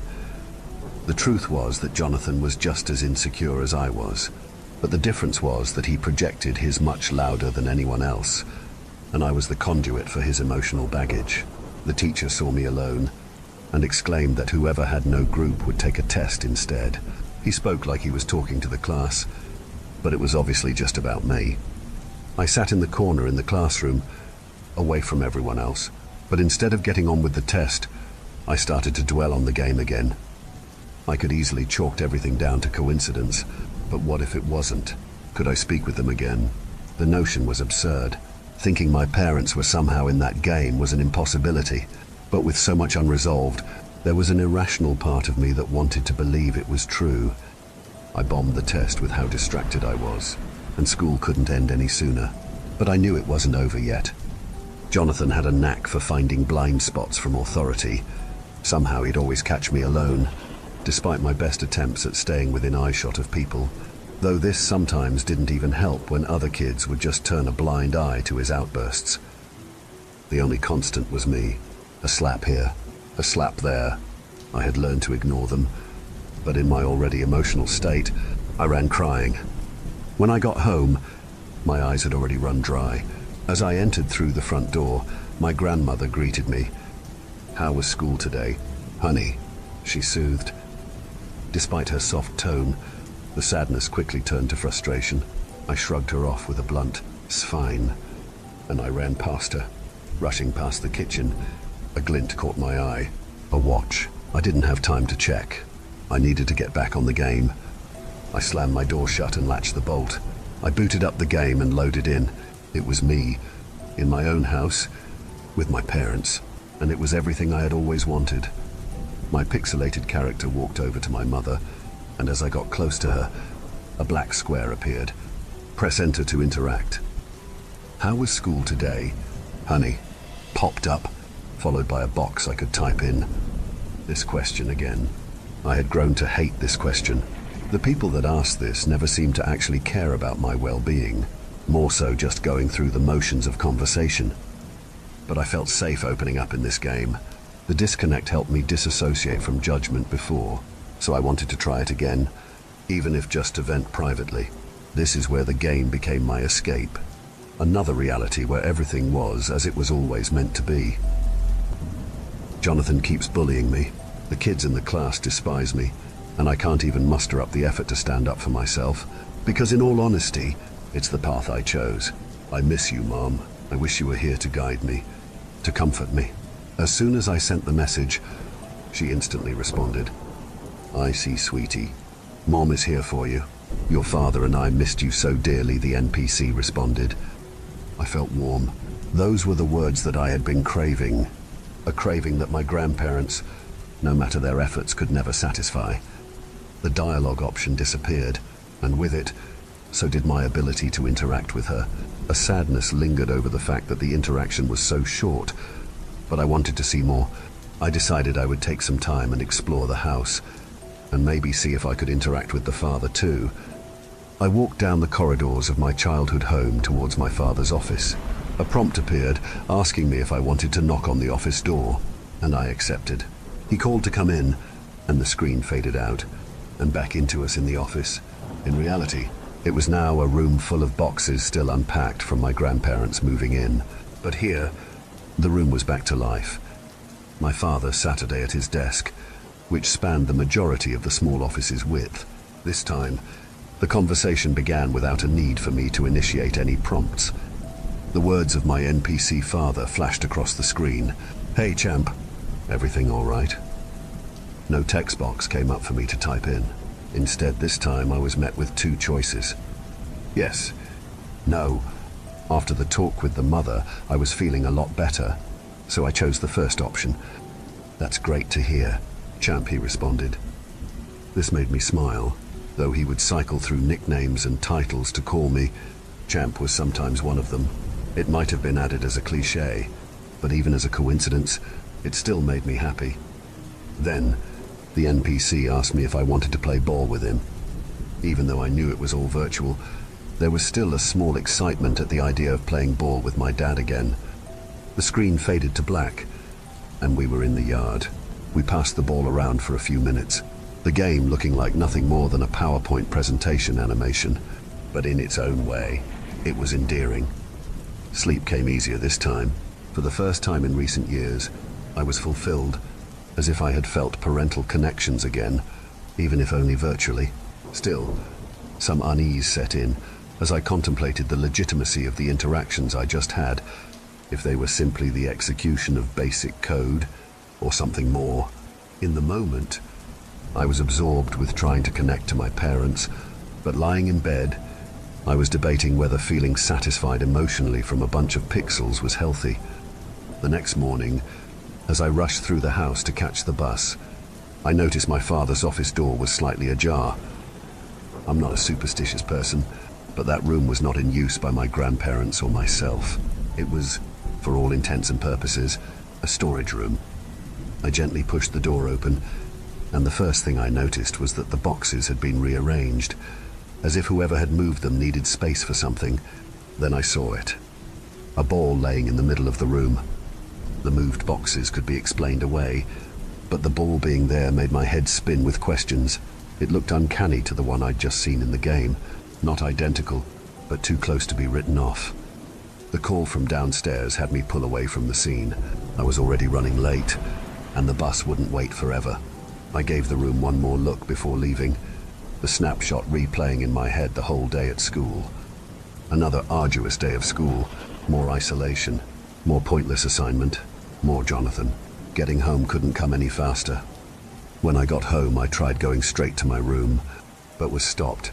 My grandmother deliberately placed herself in the way of the stairs, making sure I couldn't get past without hearing what she wanted to say first.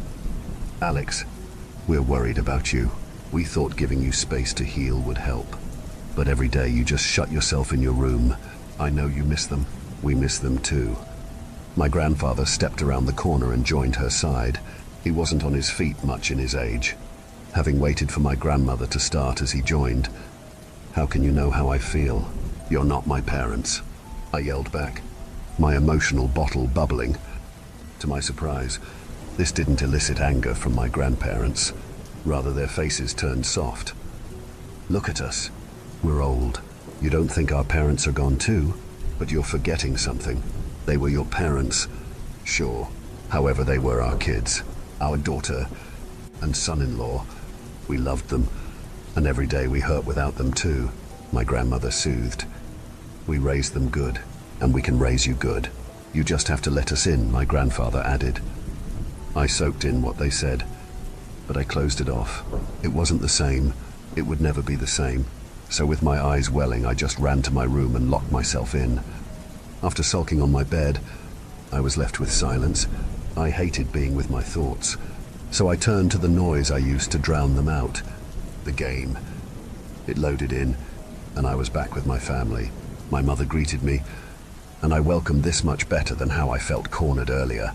However, instead of a conversation, she simply told me to wait where I was. So my character Saturday at the table. My father came in and said some comments about work, something he'd always do, regardless of if I understood what he was talking about or not. But I didn't mind. It was always nice to hear him talk. Soon my mother came back in. Her outfit had changed, a more fancier apparel. Instead of normal house clothes, she wore a red dress, and her hair was made up into a bun. Her arms were bare, which is how I spotted something that stood out. In the game, it looked like a few red pixels, with a yellow dot in the middle, unmistakably a watch, and my heart was in my throat. It was uncanny to the watch my father and I gotten her for her birthday. Red band, with a gold face. It really was them. My eye balled hard trying to take this in. "We have a surprise for you," she said, and I knew what it was before I saw it, because I smelled it. The smell of cake wafted in, and I instantly recognized it. A Black Forest gâteau. The cake she always made me for my birthday. In the game, she pulled it out and set it on the table, candles already set on top. I checked the date on the bottom right, and completely forgot what day it was. I hadn't celebrated my birthday since they passed. My grandparents tried to, but I always dismissed it. It was hard to think of my birthday as a celebration without my parents. A jingle played to the tune of the birthday song, and confetti flew around the room.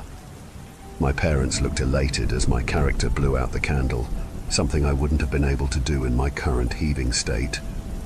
But the smell lingered longer than I'd thought. At first I thought it was my emotions getting the better of me, but there was in the unmistakable smell of cake in my room. "Happy birthday, son," they both exclaimed. "We want to take you out for your birthday." "Our treat," my mother said. "Pick any place you want. Where do you want to go?" Dad asked. A text box appeared, prompting me to type in an answer. I contemplated the answer. My first thought was KFC. I know it's cheap junk food, but for some reason it was a bit of a family tradition, though it might have been an indicator of our financial status. But I thought about it more, deeper than what the game was asking me. Where did I truly want to go? Well, the answer would be to be with my parents. So I typed in the place that everyone had told me where they went. Heaven. That's a wonderful choice. "Son," they exclaimed. "Grab your things, son. Let's go there," my dad said. Then the screen faded to black, then crashed. My heart raced. No, I muttered to myself, ad nauseum. I slapped the side of my monitor, knowing damn well it wouldn't do a thing. I was so close. My heart was set on the idea that I'd somehow see them again. But in the silence, I started to think about it. What if this was something they were telling me? The last thing they were telling me. That, like the game, to get to where I needed to go, something had to end. Life. Life is what needs to end to get to heaven. The place I wanted to be with them. I looked around my room, then remembered something. When they passed, I snuck into my dad's office and took his old letter opener, a trinket he'd show off to me to open mail. He'd sometimes let me use it myself, which my mother didn't approve of. It was too sharp for a child to be playing with. But as I slid it out of my drawer, hidden away from my grandparents, I looked at it. Would it get the job done? I put it down. This was ridiculous. I tried to talk myself out of it, but each rationality was answered with retorts. I was unhappy.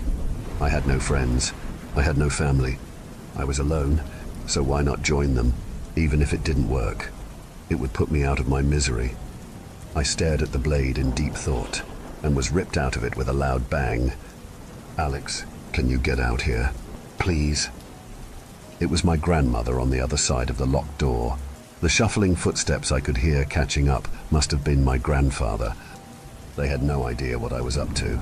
There was no way for them to know, so they must have been just bothering me. My eyes returned to the knife once more, the thoughts coming back. Yet I was ripped from it yet again with bangs. More of them this time. "If you don't want to come out, can you at least let us in?" This was new. They never tried twice. The door acted like a voicemail. They'd say their message, then leave me to respond to it or not. "Let us in." Those words lingered in my head. I always went to them, but I never let them in. This was my space I'd carved out for myself, and I used it to keep everyone out. This was the choice I had. Go through with the plan to see my parents, or see what they wanted, and it was the hardest choice of my life. The silence of the room weighed down on me, and my breaths shallowed. Could I make it quick? How painful would it be? Would I actually see them? But the lingering thought was if I could do it with my grandparents on the other side of the door. So I went with my second option, to see what they wanted. I hid the knife, and slowly unlocked the door. Stood outside with my grandparents, big grins on their faces.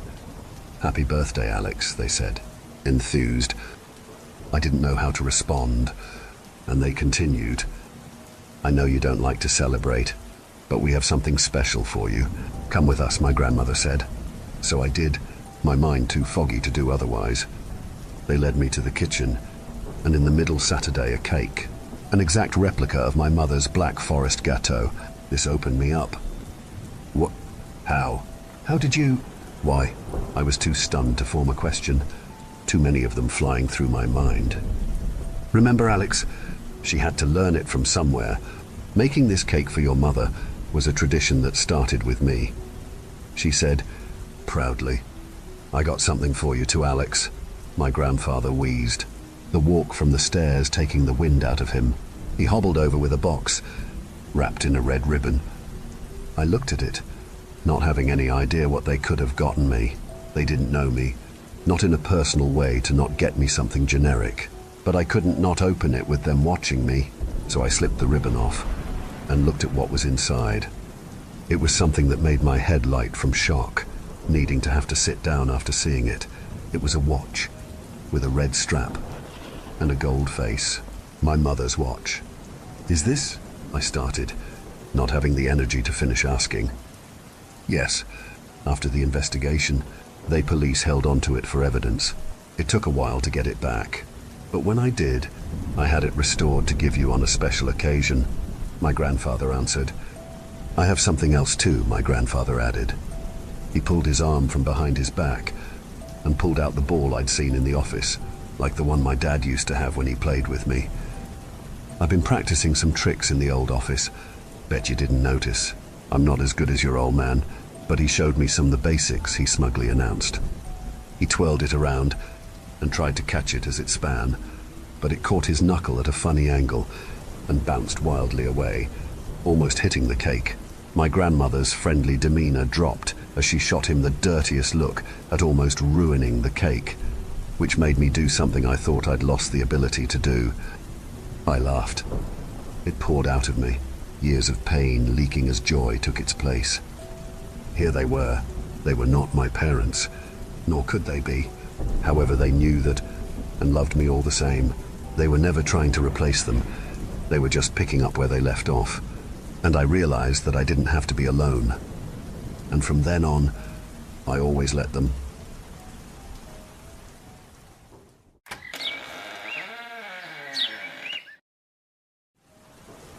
I work for a non-profit in a fairly large city in the New England area. Think bigger than most Midwestern cities, but nowhere near as big as NYC. I'm trying to keep this as vague as possible without leaving out important details, as I do love my job and I would hate for this to impact it somehow. That being said, very recent events have made it difficult to stay silent, and I desperately need some advice on what to do next. So anyways, the non-profit I work for specifically serves homeless and underprivileged boys and young men in our city. We offer food, shelter, showers, you name it. Anything to keep them off the streets, is what our founder has always said. He's been running things since the late 70s and simply refuses to retire. He spent most of his childhood homeless, so I guess he made it his personal mission to help as many youths as he could. I work on the admin side, so I don't actually see the ones we help out as much, but it's still very fulfilling work. Recently, my main focus has been on house hunting of all things. We've long since outgrown our current facilities in the city. With some creative thinking, we've been able to make it work longer than it probably should have. But now we're at the point where we've been forced to turn some kids away. We all hate it, most of all the owner. So we decided to find some room in the budget and put it towards finding a second location. My budget was pretty restrictive, especially considering how much space we needed. For this and a few other reasons, we decided to look in more of the rural areas outside of town. It takes a couple hours to get out of the urban sprawl, but after that it pretty abruptly falls off into forests and farmland. Growing up in the city myself, it honestly feels like driving on an alien planet, but I can't deny how peaceful it is. After a few months with absolutely zero listings in our price range, I finally found one that we could afford, and that wasn't too far away. It was a big ranch-style home on a few acres all to itself. It even had a barn that we could probably repurpose into additional lodging at some point. The price seemed almost too good to be true, but the house did need some serious work just looking at the pictures, and I was sure even more would be found during an inspection. Me and a few other members of the admin team drove out that same day to take a look. The realtor selling the place was your textbook small-town celebrity. As we met with him, he greeted every other person by name as they passed by on the street, and when we asked about the work needing to be done on the house, he rattled off a list of a dozen contractors in the area that he knew personally. He had a big smile and a way of talking that made me feel like we had already bought the place. The realtor told us the history of the lot, how it had been owned by a prominent local family for generations. Multiple members of the family had served as mayors or judges in town, going back over 200 years. The family even had a small church built on the property back in the early 1800s, the only church in town for quite a while. Unfortunately, it had been demolished back in the 1930s. He said the foundation is still out in the wooded area of the lot somewhere, though it's pretty much entirely grown over with grass and other foliage now. I asked why the family had decided to sell the place after so long, and he told us how the only remaining descendants had passed away recently with no apparent heirs, and they willed it and everything else they had to the town. There was some push from the locals to turn it into a museum, but the city council didn't figure they really had the tourism draw to keep such a thing going. The realtor said he was surprised to hear back on the listing so quickly, since everyone seems to be moving to the city, not so much the other way round. We asked a few more questions and pretended to take the night to mull it over, but we were already sold. Even after the inspections and all the estimates, it still came in just under budget. It needed a lot of work for sure, but it had that rustic charm. Or maybe the realtor was just really good at selling things. The other admins were already drawing up plans of how everything would be situated and the best ways to utilize the space. We called him back first thing in the morning. We closed on it just over a month ago. Since then, I've mainly been in charge of going out there and meeting with and checking on contractors as we get the place fixed up. The goal is to have it ready before the holiday season, as that always tends to be a busy time of year for us. Things have been progressing smoothly aside from a few hiccups here or there. I normally go up every few days for an hour or two. Last weekend I drove up as usual on Friday to take a look. We have electrical and plumbing fully finished now, and after some work on the north-facing wall that was just completed, it was mostly rotted out. The home is now officially inhabitable. It still needs new flooring in most of the house, a new divided by sea and furnace, new hot water heater, new light fixtures, and so on. But just being able to live in it felt like a pretty significant milestone. I had a busy morning, so I got there a little later than usual this time, and within the hour, the workers had packed up and left for the day. I knew if I left, then I would just be sitting in rush hour traffic for hours, so I figured this would be the perfect time to get some updated pictures to send the rest of the team. So I spent the next hour or so walking around and snapping pics of the progress. After I finished up, the sun had started to set, so I decided to head out. That is until I realized that I must have driven over a rogue nail on my way into the driveway. My front left tire was completely flat. Lovely. And of course that tire was already the spare. That's on me, I guess. But I will say that the work I do doesn't exactly afford me a ton of extra cash each month. For this same reason, I was also hesitant to call somebody out to tow me who knows how far to the nearest tire shop that was still open. And so I made the decision to test out just how inhabitable the place really was. I had some old blankets in the trunk and an extra phone charger. It would be kinda like camping, I thought, or at least as close as a city boy like me had ever experienced. I called the others at work and let them know, half hoping one of them would offer to drive out and pick me up. No luck. While I still had some light, I walked back down the winding driveway to close the main gate by the road. Then I brought the blankets in from the car and set up a small sleeping area in the living room. All in all, it was comfortable enough. It was a bit drafty, and the place creaked and moaned like any old house. I also found the moonlight peeking through the thick forests a little unsettling. The way the trees moved in the wind made my mind play tricks on itself.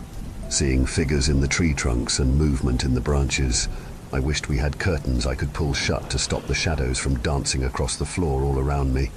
I walked around the house to make sure everything was shut up and locked before I crawled into my homemade floor mattress and tried to go to sleep.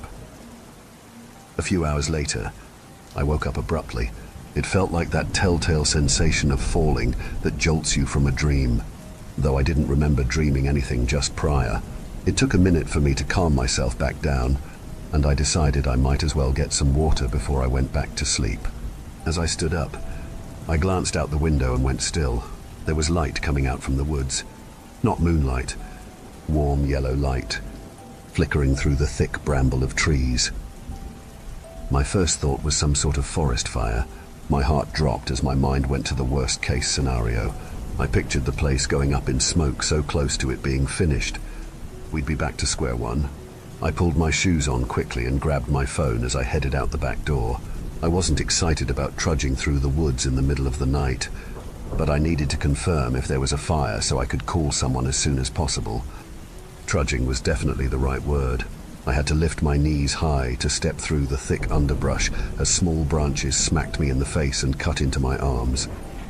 I had my phone flashlight on, but it didn't help much with the leaves being as thick as they were. After a few minutes, I had almost decided to head back and just call the fire department to be safe, but just then, I saw what looked like the edge of a clearing, where the yellow flickering light was much brighter. I pushed forward a little more and broke through the tree line. What I saw confused me more than anything. No forest fire. Lanterns. Small, handheld oil lanterns, and they were being carried by a line of people walking calmly down a worn dirt path through the woods. They were only maybe 20 feet away, at least 50 of them. There were men, women, and children, and they all wore simple black and white clothes that looked like something out of the Crucible. I stood dumbfounded and realized that I must still be asleep. But I couldn't wake up. I bit my lip and closed my eyes, but the procession remained when I opened them. The end of the line was just about to pass me. I yelled at them. I don't remember what I said. Not that it mattered much, because they didn't react at all. They just kept walking, so I followed them. What else was I supposed to do? As I fell in behind the last of them, I realized it was what seemed to be a small family, a young man and woman with a small boy in tow. The woman was crying. I tried to reach out to one of them, but my hand always seemed just too far away, like some sort of optical illusion. I shouted again, and again got no feedback whatsoever. As I continued following them, I saw some sort of structure at the end of the path. It was simply built and painted white. The roof rose up sharply on both sides to a steep point at the top. There were a set of double doors opening right onto the path, with a half-circle window sitting atop them. It looked like a church. I kept telling myself I should just run back to the house and pull the covers over my head, but I followed anyway. The people filed neatly into the church, which seemed to be lit with bright oil lanterns along the walls inside and flanking the door on the outside. As the congregation entered, they snuffed out their handheld lanterns and bowed to a man at the door. It took a few minutes to get to the front of the line, and the family in front of me also bowed, as they did. The man at the door, who until this point had remained statuesque, reached forward and placed a hand on the woman's shoulder. He leaned close and said something to her. She nodded back, but didn't stop crying. I slipped inside behind them, and I felt a cool gust at my back as the doors closed. The family Saturday down in one of the pews which lined the main aisle. At the end of the aisle was a simple wooden podium standing on a raised platform. Beyond it was a small opening to another room or hallway. The man at the door walked past me down the aisle. The room was completely silent as all of the congregation sat with their heads bowed. As the man took his place behind the podium, he called out in a language I didn't understand. It sounded kind of like Latin. He spoke for a few moments, and then was met with a response from the group in unison. This went back and forth for a few minutes. Occasionally, a man who sat nearest the podium would ring a bell, and the people would all look upward for a few seconds before returning their gaze to the ground. The man stepped out from behind the podium and held out his hands as he spoke once more. This time it sounded like a question, after a silence that seemed just a bit too long. A weak, faltering voice answered from the rear of the room. The mother stood up with her son and stepped into the aisle. As they did, the father took the son's hand and said something to him before reluctantly letting go. The mother kneeled down and embraced the young boy. She cried openly, but no one else moved or reacted at all. The boy himself looked unfazed. He wrenched himself from her grasp and started walking down the aisle. The woman collapsed on the floor, and only then did her husband move to help her back into the pew. The man at the podium smiled as the boy approached him, and all of the people in the church bowed and repeated something under their breath as he walked past their row.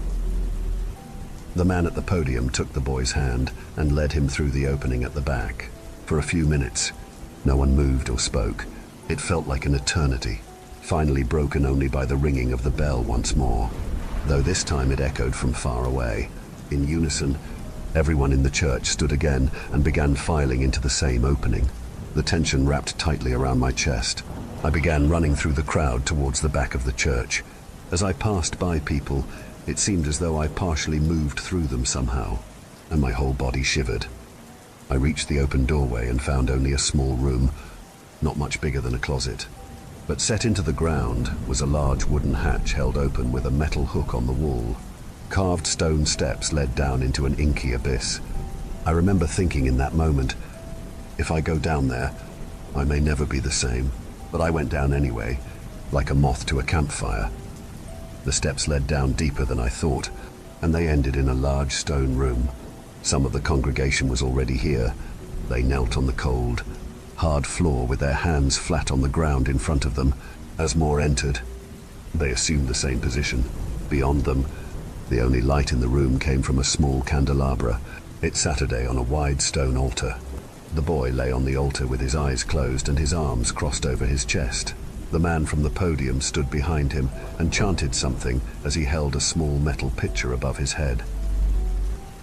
On the wall behind them was a taxidermied bull head with great big horns. Only the bottom of it was lit by the candles, and even glancing at it made me feel an overwhelming sense of dread. I looked away just in time to see the last of the group entering and kneeling down. It was the mother and father. They both moved as if partially comatose, almost trance-like. The man at the altar spoke once more. This time there were no responses from the group. Every few sentences, he would stop and pour something from the pitcher onto the child in front of him. It looked clear, but it was thicker than water. The boy didn't react, even as the man poured the liquid over his face. After this repeated a handful of times, he upended the pitcher entirely and emptied it. He then turned from the boy and faced the bull head mounted on the wall. He spoke once more, again sounding like a question, before he joined everyone else in kneeling on the ground with his hands forward. In a moment, all the air in the room seemed to evaporate. I couldn't breathe, and it sounded as if I was in a vacuum. My heart seemed to beat irregularly, and I nearly fell to the ground. And then I heard it, or I felt it, or I sensed it. I don't know. Something in the silence. A more intense pressure, like something pushing on my eardrums and my eyes at the same time. I tried to gasp as I felt my lungs flatten in my chest. I saw some of the people on the floor start to react similarly, and at the height of everything, I saw the candelabra tip over on its own and fall onto the altar. All at once, a cacophony of sight and sound erupted in the small room. The boy's body erupted in flames. People screamed, some in terror, though most in some sick sense of euphoria. The flames licked up onto the ceiling and spread along it, bathing the whole room in radiant heat. The boy's body convulsed and flailed. The man at the altar laughed as he danced around with glee, and the flames parted just enough to see the bull's head on the wall, fully illuminated in a dark red hue. For a split second, I swear I saw it move. My senses caught up to me, and I ran from the room faster than I've ever moved before. I flew up the stairs, taking 2 or 3 with each stride. The screaming and laughing did not die down behind me. As I reached the top of the steps, I was relieved to find the hatch still open, and even more relieved to see the front door to the church once again open at the far end of the aisle. I continued running, nearly tripping and falling around the podium in my mad scramble. I never looked back, even as I found myself once again on the dirt pathway. I just kept running, even when I no longer knew where I was or where I was going. The path eventually ended, and I found myself back in the thick mess of trees. They cut into me even sharper than before as I pushed through frantically. By some miracle, I happened to spy the house again through the leaves. I ran inside and locked the door. I crawled into my blankets and stayed there unmoving for some length of time. After a while, I worked up the courage to glance out the window again for just a second. No light in the woods, nothing to see. I retreated to my safe space again. I didn't move until I saw sunlight through the threads of the sheets. That's where I am now, sitting on the floor in this empty house, wrapped in tattered old blankets. If I had fallen back asleep afterwards, I would have written it off as a nightmare, but I have the fresh cuts on my arms and legs, and still wet mud on my shoes to prove otherwise. I don't know how, but it was all real, more real than anything I've ever experienced. I don't know what to do. Should I call the police? I want to tell the others at work, but I know they'll just think I've lost it. Part of me thinks I should go back out and see if anything is still there.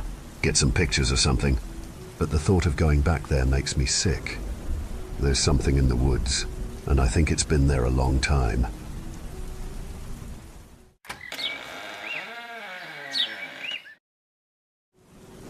Over the course of my career, I have taught at 3 different schools, one as a student teacher, one teaching 6th grade, and now 2nd grade at what I'll generously call the neediest school in town. Most of my current students, and my students for the last 4 years I've worked here, come from homes with struggling parents. Usually, both parents, that is, if they're lucky enough to have 2, work 1 or more low-paying jobs, struggling to put food on their tables and send their kids to school with supplies. I'm no stranger to buying markers to hand out, keeping extra lunches in my desk, and, on more than one occasion, bringing clothes to school from the thrift store to keep my kids warm in the winter. I've found, over the years, that it's best to handle things on a personal level rather than getting government services involved. In the early days of my work, I found that CPS intervention can frequently do more harm than good, and even parents who fail their kids are usually trying their hardest. I hate to see families torn apart, and I know that the foster system is a rough place to live. More than a few of my students have been foster kids, and I wouldn't wish that kind of turmoil on any 7-year-old. Even if the home situation is rough, most parents love their kids. I suppose that's why I took so long to meddle in Charlie's situation.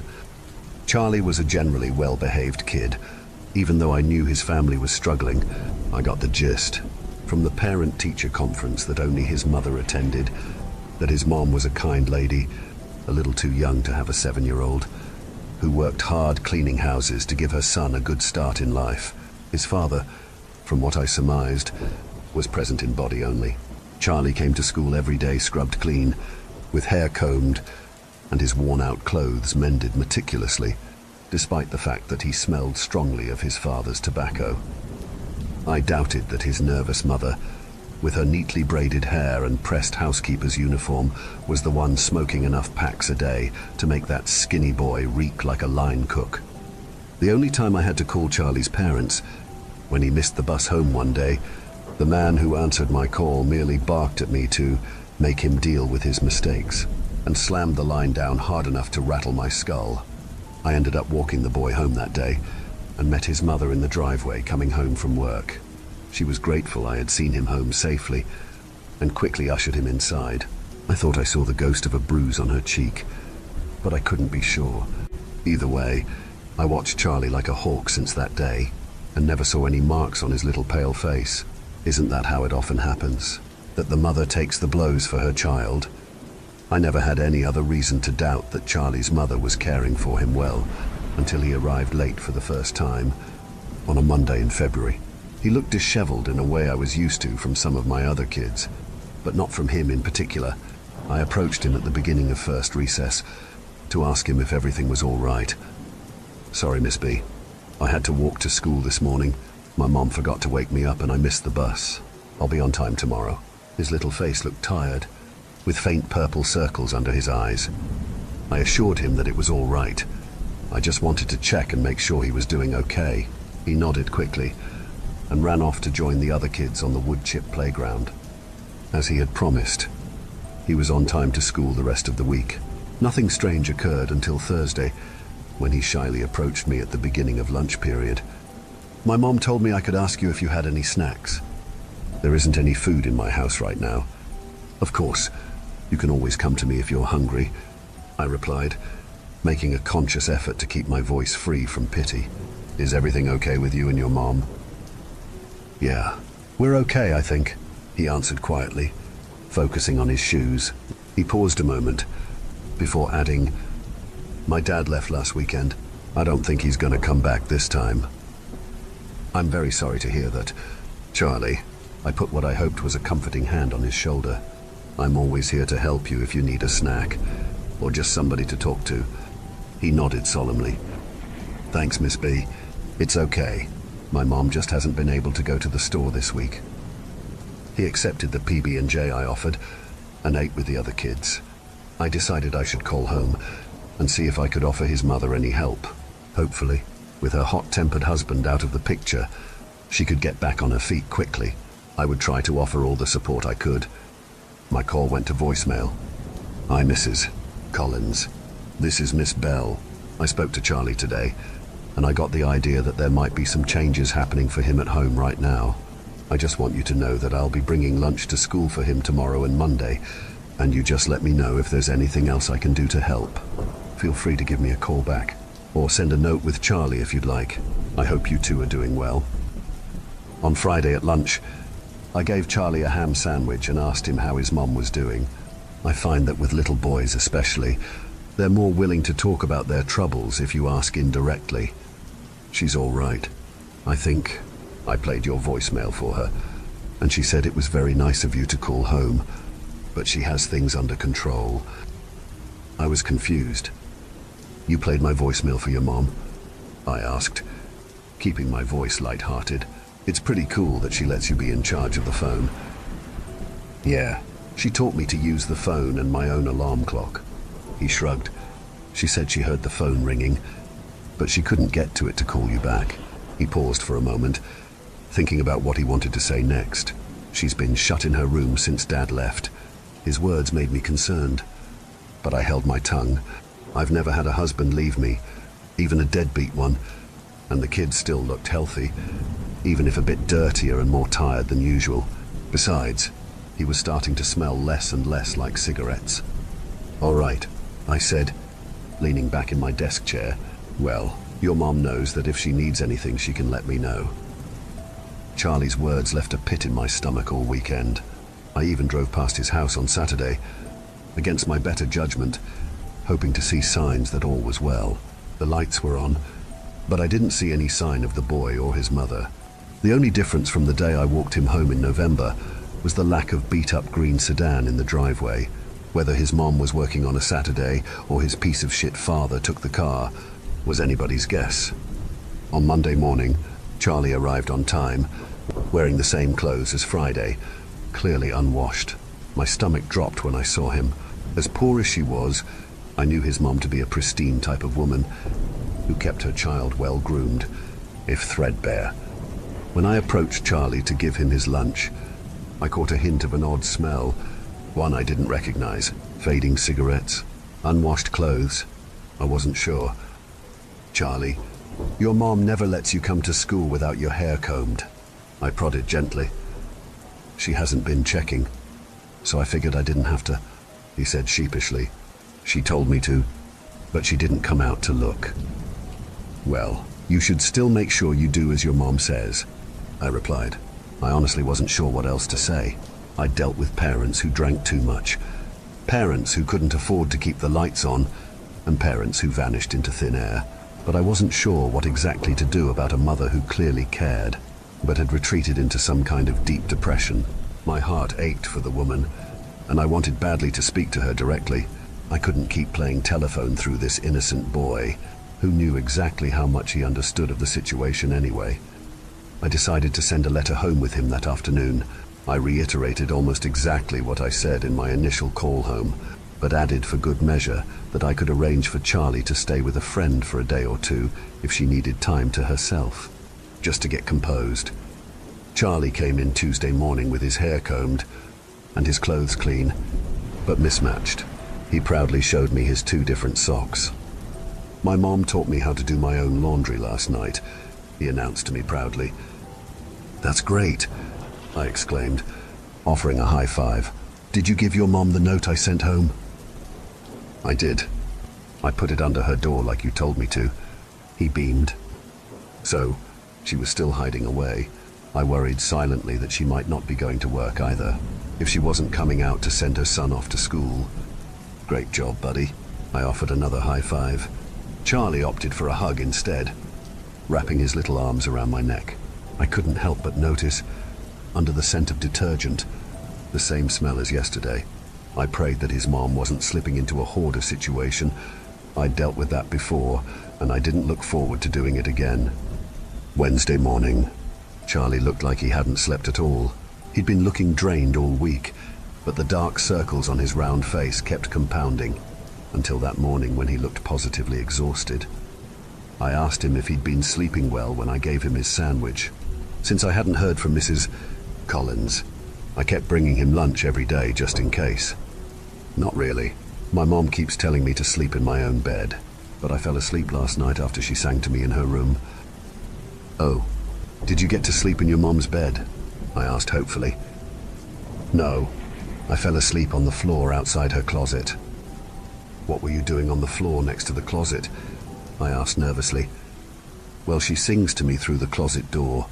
Her voice is real quiet now, so I get close. I guess I fell asleep on accident, 'cause that's where she woke me up this morning."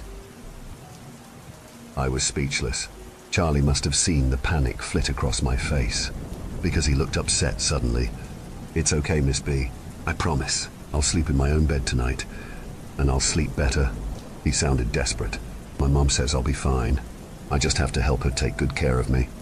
I reassured Charlie and sent him off to recess, but I decided that I would have to talk to his mom in person that day. I couldn't keep trying to deal with this quietly, and I was worried that the situation was getting out of hand quickly. What did he mean, through the closet door? I walked Charlie home that afternoon. He was silent for most of the walk, a stark contrast to the other time we'd walked hand in hand together, when he spent the entire time regaling me of the latest Saturday morning cartoons. When we reached his front door, he produced the key on a chain around his little neck and deftly inserted it in the lock, like the experienced latchkey kid he was. It was when he pushed the door open that it hit me. Rot. That was what I had smelled on his sweater this week. It was the smell of roadkill, of a butcher shop dumpster. It was the smell emanating from the little bungalow where I stood on the threshold. Charlie walked right into the house, like he didn't notice the oppressive wall of scent pushing me backwards towards the sidewalk. "Mom!" he called out inside. I held my coat sleeve over my nose and pushed forwards behind him. "Mom, Miss B is here." Silence. The house was completely still, save for the buzzing of a single fly in the kitchen. Charlie walked through the living room and the kitchen to the short back hallway. I crept warily behind him. "Mrs. Collins?" I called out hesitantly. I scanned the kitchen for the source of the smell, but saw nothing. "I'm so sorry to intrude. I just wanted to speak to you directly." I labored to breathe through my mouth, the smell becoming more intense as I moved further into the house. "She's in here," Charlie informed me, but she told me I wasn't allowed to come into the closet with her. "Charlie," I instructed, my voice wavering, "will you go outside and sit on the sidewalk for me? I want to talk to your mom for a second, just us grown-ups." "Okay." He hesitated. I smiled at him, trying to hide my fear and my overwhelming disgust. He glanced at me, and into the bedroom, and back at me again. "All right." He left the room and went back towards the front door, looking back at me several times. I stood in the hallway, doing my best to look cheerful. "Mrs. Collins?" I called out again, taking a deep breath through my mouth. My stomach lurched, and I felt the hairs on the back of my neck stand at attention as I crossed the threshold into the bedroom. "Mrs. Collins?" I practically whispered, facing the slatted white doors of the closet. Nothing. The room was silent, save for the rushing of my blood in my ears. I stared into the dark gaps between the wooden slats. I felt as if there were eyes on me, burning as they returned my gaze, but I saw nothing. As quick as I could, I pushed down my terror and whipped open the door. "Are you Miss Bell?" the officer asked. I looked up at him from where I sat on the frozen lawn, my arm around Charlie. I nodded, staring back at my shoes on the edge of the sidewalk. "Yes, I'm the one who called." I heard the rattle of the gurney as the EMTs brought it through the front door. I pressed Charlie's head into my shoulder so he couldn't turn to see. I squeezed my own eyes shut. I had seen enough already. A female officer took Charlie from me, and Saturday him in the back of a squad car. I Saturday still on the cold grass, feeling the ice slowly melt into my polyester work slacks. "You said you spoke to his mother yesterday evening?" the officer questioned, standing in front of me on the broken concrete squares. "No," I said. "Charlie spoke to his mother yesterday evening. I called the house on Thursday, and she didn't pick up. Everything was relayed to me through him." "Okay, and when did Charlie say his father took off?" "Saturday before last. I found out that Monday." I swallowed hard. Silence hung in the air as I watched the red and blue lights bounce off the houses before I spoke again. "How long do you think she was in there?" The officer let out a long breath through his teeth. The scent of Mrs. Collins still hung in the air with the front door left open. "My best guess, 2 weeks." I nodded again, shutting my eyes but quickly opening them again.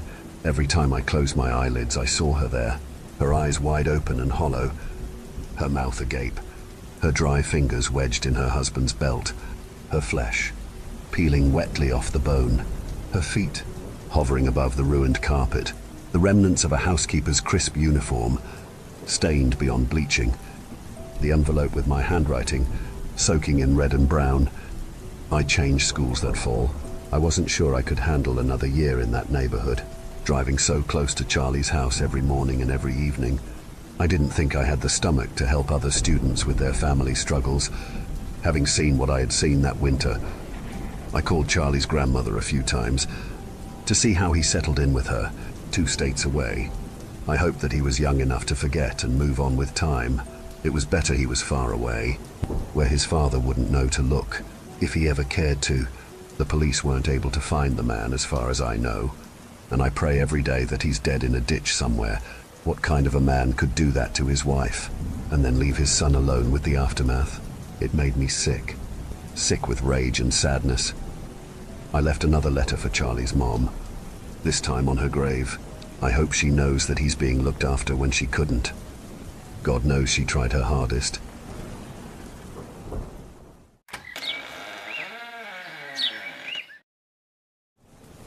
I thought everyone was kidding about Sid.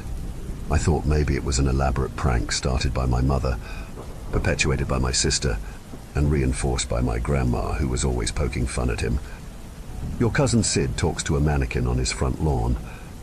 Your cousin Sid collects wigs for his new girlfriend. Your cousin Sid is dating a sex toy. But the photos were what convinced me, particularly the one where Sid winked at the camera as he was kissing a bright white ear, an ear far too shiny and glossy to be human. It was part of a series of photos on Facebook labeled Anniversary. In each one, Sid was situated next to a figure he had blurred out in Photoshop. Him and the figure could be seen kneeling at a picnic, and then seated at a park, and then finally standing at his backyard, overlooking an orange sunset. The blurring had been done to protect her privacy, according to his comments. It was those pictures, posted so brazenly in the eye of the public, that made me worry for my cousin after all. I DM'd to ask what this anniversary was all about, merely trying to be polite.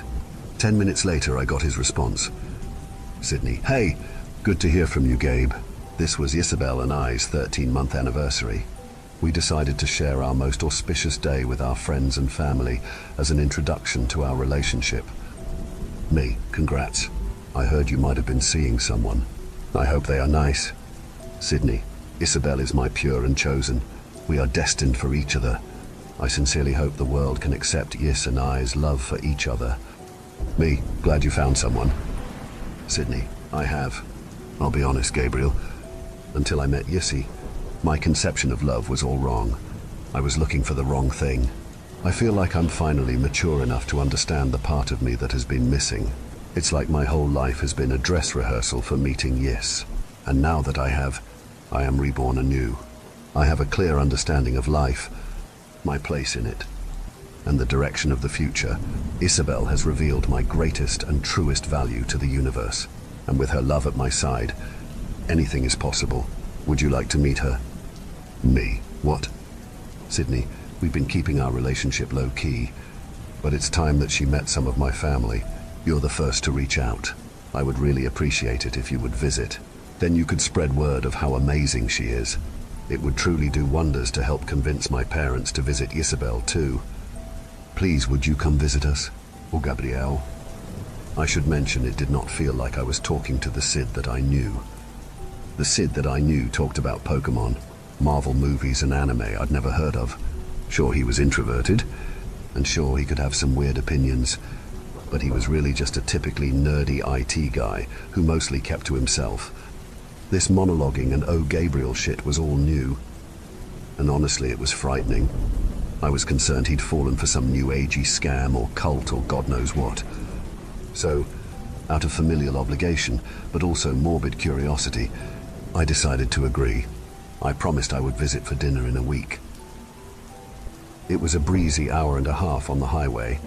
Sid lived about 3 townships away, and as far as I knew, he was still renting that same basement studio space he had always lived in ever since he moved out in his late 30s. I remember how shocked his whole family was. No one thought he had the gumption. No one thought he had the self-reliance. But lo and behold, he had rented a whole 1,000-square-foot studio all to himself. When I pulled up in the driveway, I could see him pop up from around the fence. "Gabe, so glad you could make it." "Hey, good to see you, man." We clasped hands and patted each other's back. Sid was never much of a hugger, so I was surprised how hard he embraced me on this occasion. At first I thought it may have been a veiled plea for help, like he was desperate for something. But as soon as we let go, I saw his face. He was beaming, genuinely overjoyed by my presence. "She's going to be so happy to see you. She is going to love you." I smiled and tried not to be weirded out by the comment. Instead, I revealed the bottle of red and white wine I brought for the occasion. "I didn't know which you'd prefer, but I figured options would be, Isabel doesn't drink."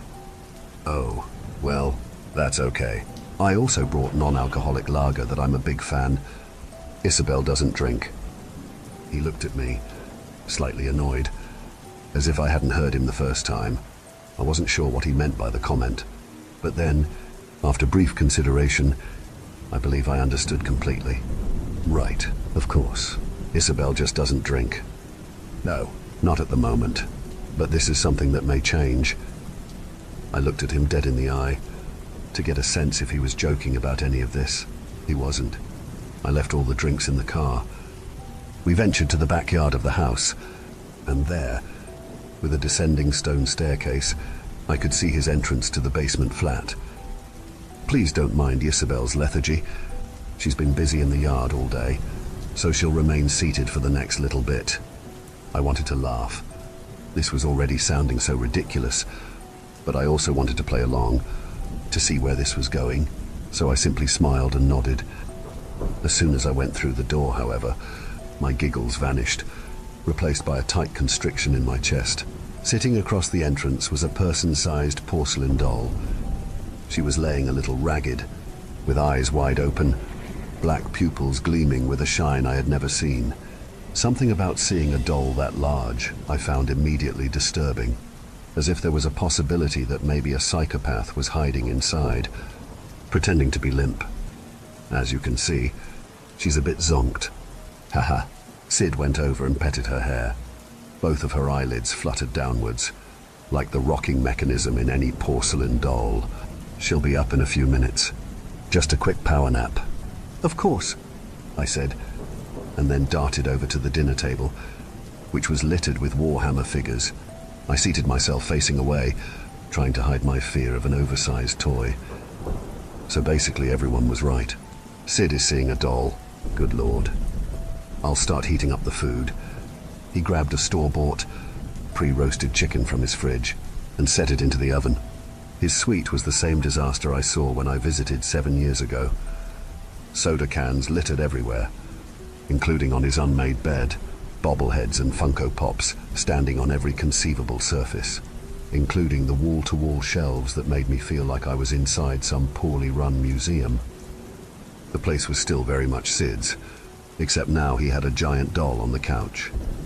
So where did you find her exactly? I cut to the point. Sid clicked some dials on his rice maker. Isabel? I met her in the field. The IT field? No, just the big grass field, beyond the yard. I turned to look out his small basement window.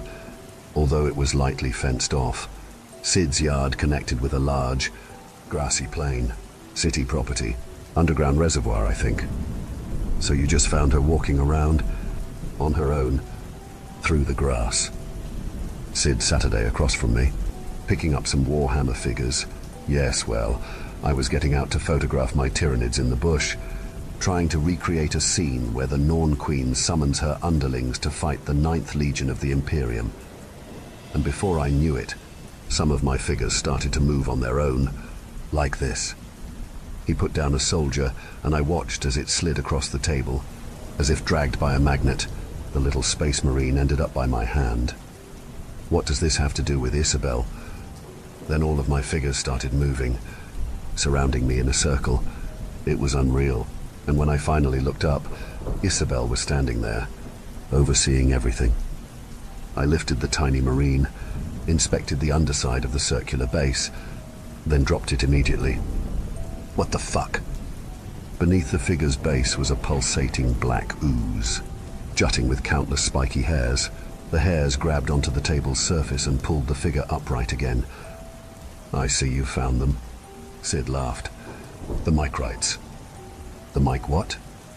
Everything in my house has them. Watch. Sid stood up and patted his leg, whistling across the room. Oh, Pip-Boy. A yellow and blue bobblehead skittered across the floor like a demented spider until it was at Sid's feet.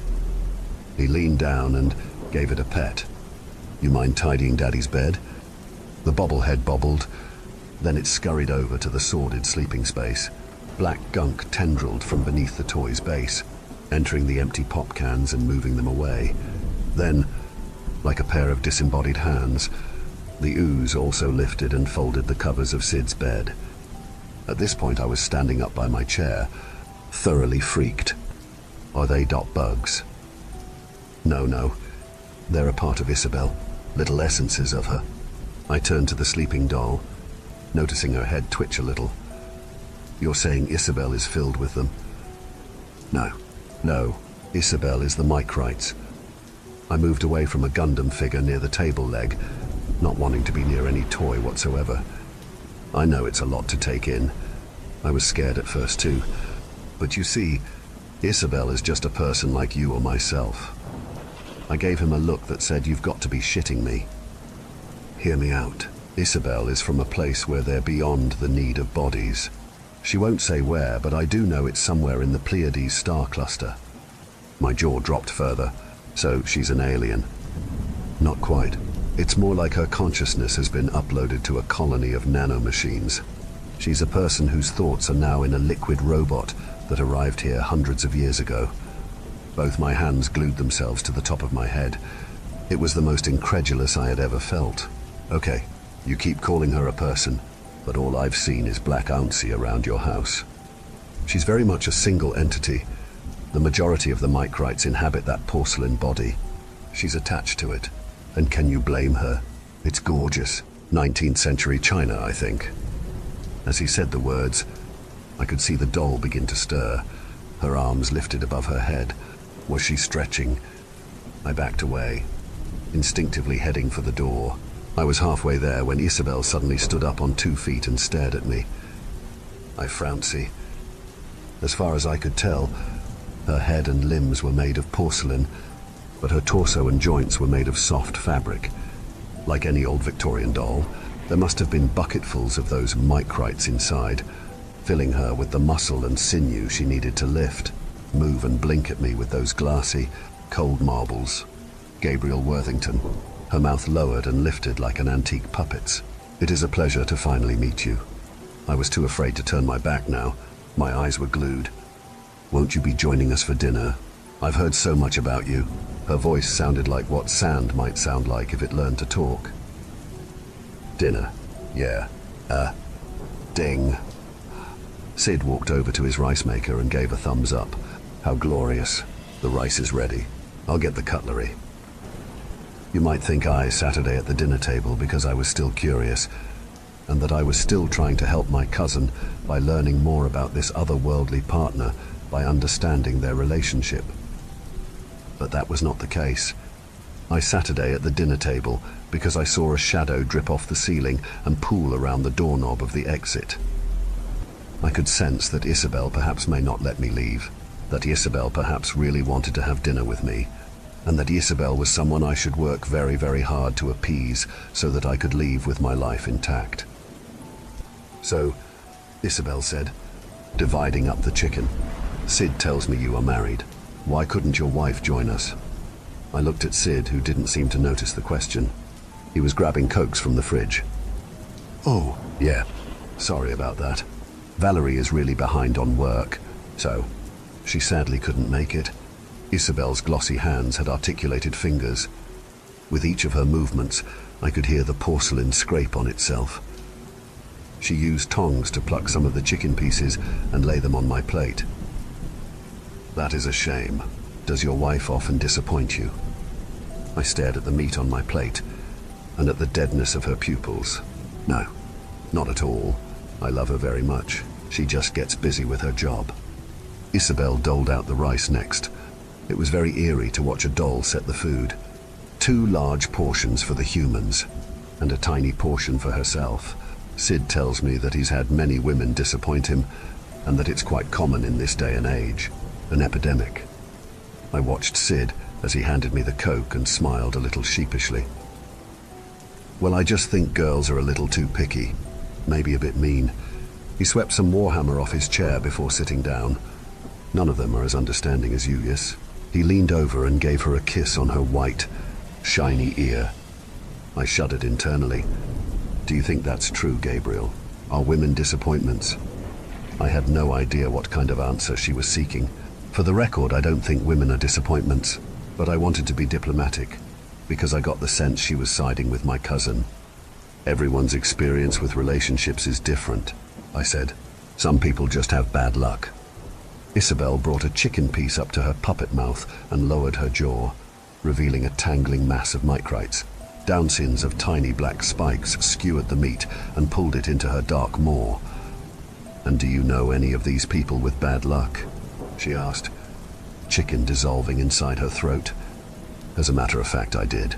Working in construction, I was surrounded by men who would voice their dissatisfaction with the fairer sex. Though to be honest, most of these men just needed to grow up or stop acting like assholes for these problems to go away. Yes, I know a lot of guys like this. You do. Isabel's eyes lit up. Something in her chest whirred. If this dinner was about placating this doll, this seemed to be the right track. Yeah, I said. It's prevalent at my work, in the trades. Isabel stood up from the table, mimicking the movements of a person rather uncannily. She picked up a box lying near Sid's TV and brought it over to me. It was filled with Hot Wheels, action figures, Warhammer, and other collectible toys. Please, she said, you must offer these men anything they want from this box, whatever they want. Sid took a sip of his soft drink, eyeing his paraphernalia. But yes, those are pretty rare. I was arranging those for eBay. Isabel's hair began to lift and flutter a little, as if filled with static, as if a large charge of micrites had entered her head. I could tell Sid was as uncomfortable with this sight as I was.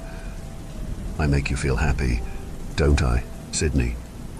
My cousin wiped his mouth and practically bowed. Yes, yes, of course, Isabel. You're my pure and chosen.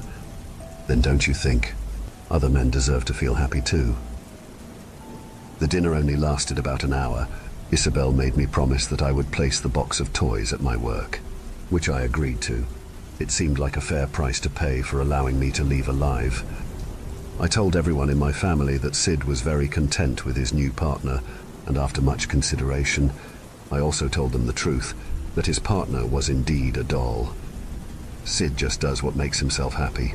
Let Sid be Sid, I said. This resulted in the expected shock, embarrassment and ridicule between family members.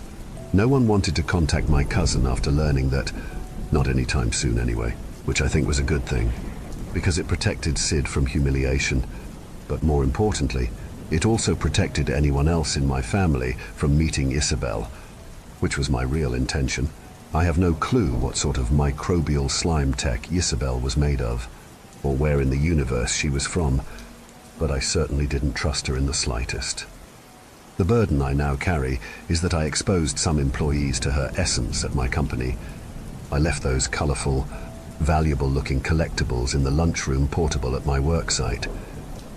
I wish I could tell you they were harmless cars, Transformers and He-Man toys, but even on my drive home, I could see the shimmering black micrites hiding inside all those plastic playthings. I don't know what Isabel intends to do with the additional men she will ensnare. For all I know, she has other porcelain bodies to act as spouses. She might be enthralling hundreds of males to enact something awful, something truly horrific. But I'm secretly hoping they all just fall in love, keep to themselves, and play Warhammer or something.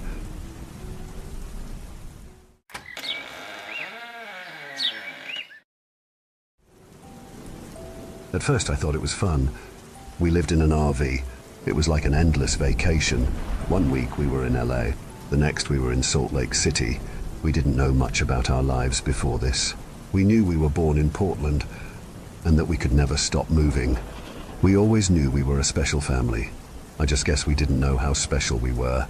My parents tried so hard to have kids and almost lost hope. That's why my twin sister and I were so special to them.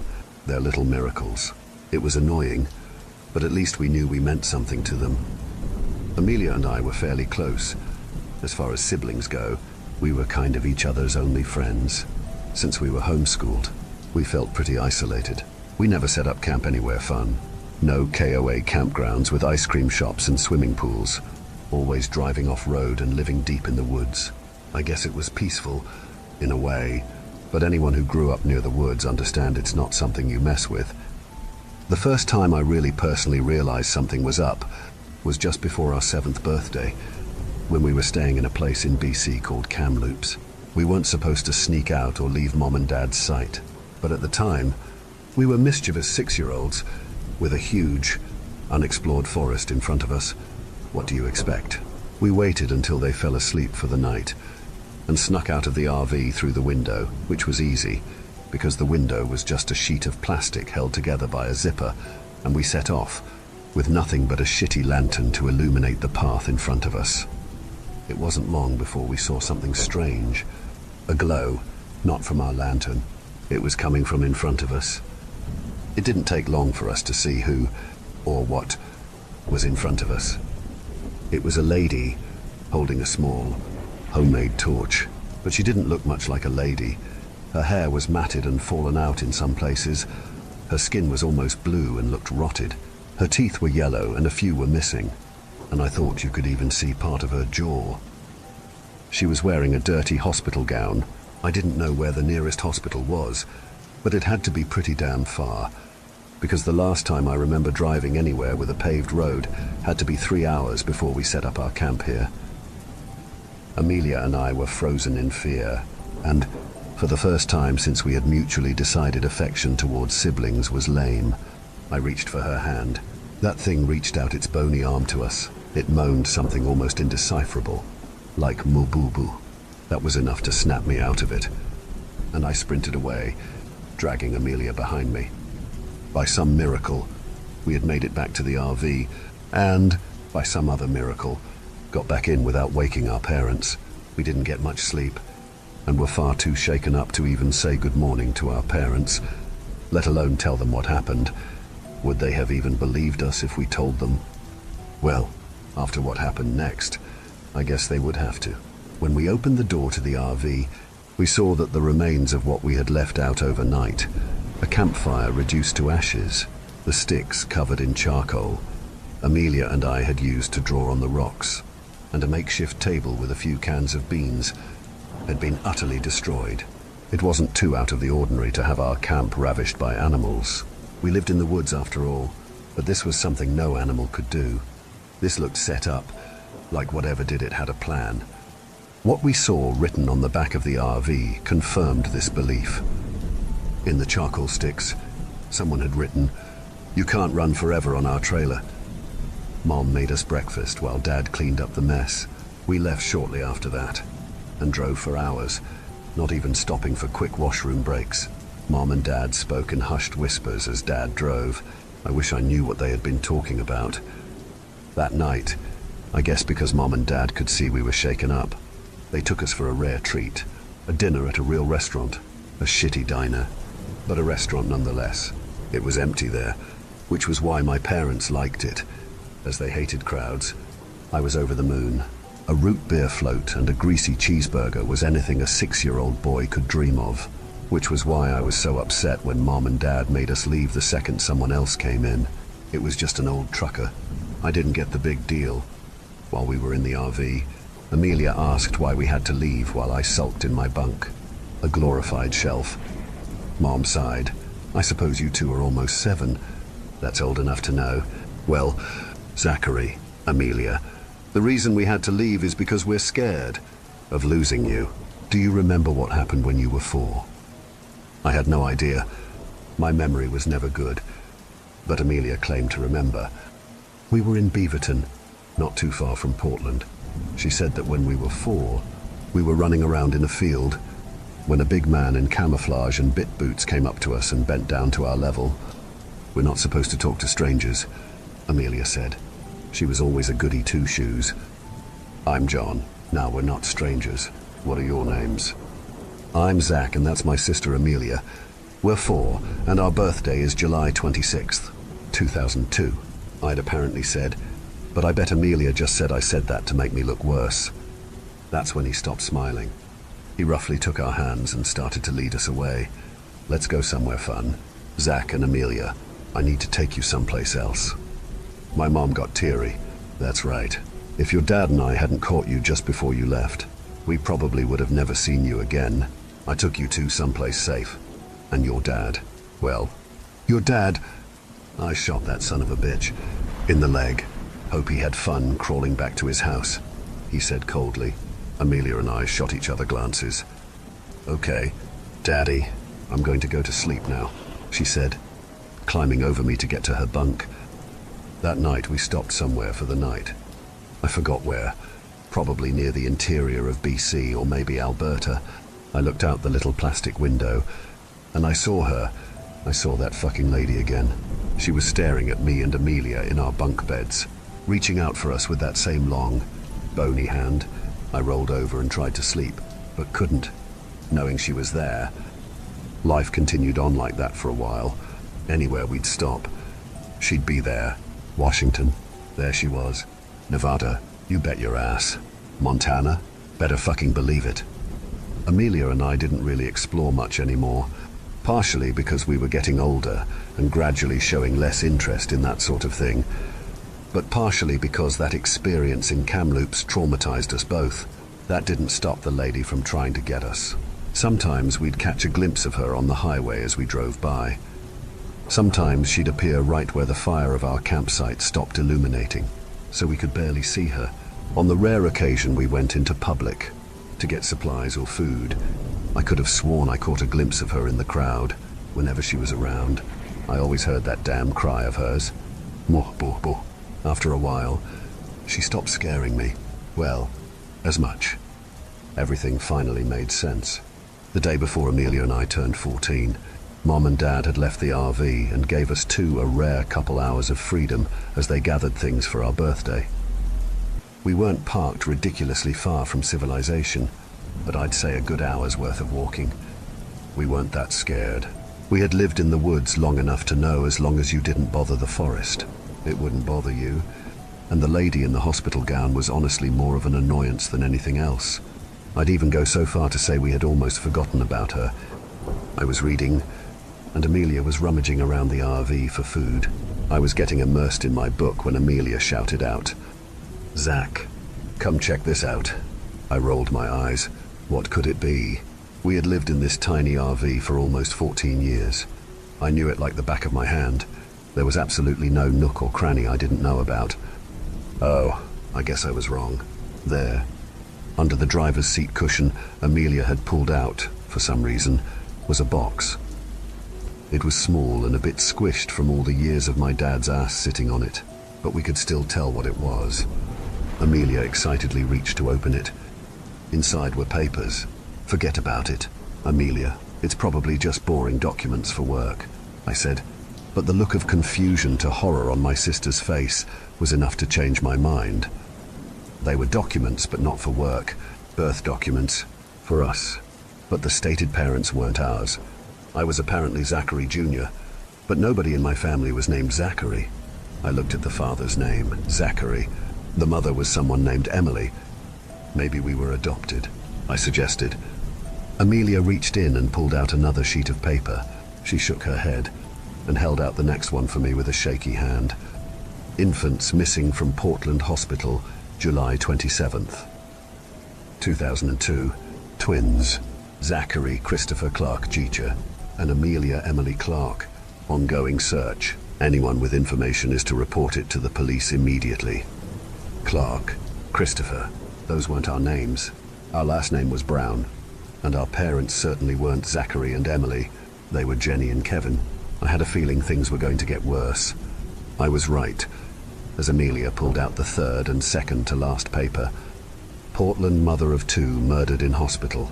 Emily Clark, 27, had recently given birth to twins, now missing, when she was smothered to death in her own hospital bed. Police drawing of suspects. We looked at the police drawing. It was obviously not a complete match, but they were basically the only other two faces we had seen our entire lives, Mom and Dad.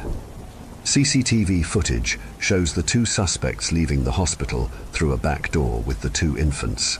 Search is ongoing. If spotted, do not approach these individuals. Alert the authorities immediately. We were silent as Amelia shakily grabbed the last piece of paper. This was from 2006. We were 4. After an Oregon man allegedly spotted the missing kids and Washington S. attacked by the perpetrators. A glimpse of hope is seen in this 4-year-long LD case. Father and husband of the victims, Zachary Clark, shares this message to my babies. I have no idea where you two are, but I will never let go of hope that one day I will see your beautiful faces again. You may not even know who I am, but that doesn't change anything. Until we meet again, Daddy loves you.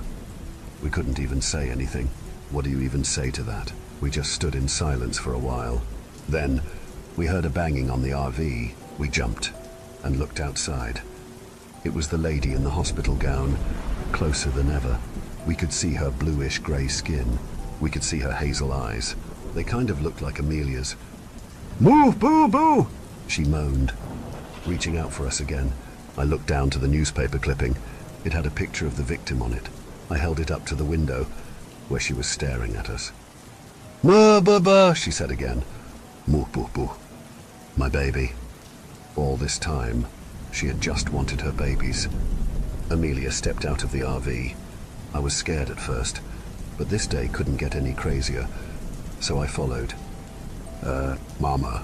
she asked, tears in her eyes.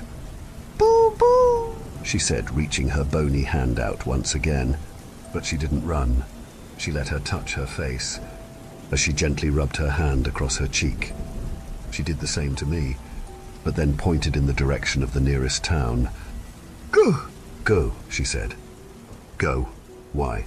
Amelia asked. "Dada," our mother croaked. Dad, Zachary Sr., was he still alive after all this time? "We have 2 hours until Mom and Dad." Amelia cut herself off. "They get back. Let's go. Quick!" Although we really didn't have any idea how to get to the town, we somehow knew, like someone was guiding us. We busted into the sheriff's office, probably looking awful. First came the questioning, then the DNA testing, then they looked for our parents, then they arrested my parents, then the news stories and the interviews, then we were flown out in a plane, my first plane ever, to Portland to meet our dad. We were quite the story. They called my parents the wretches of the woods.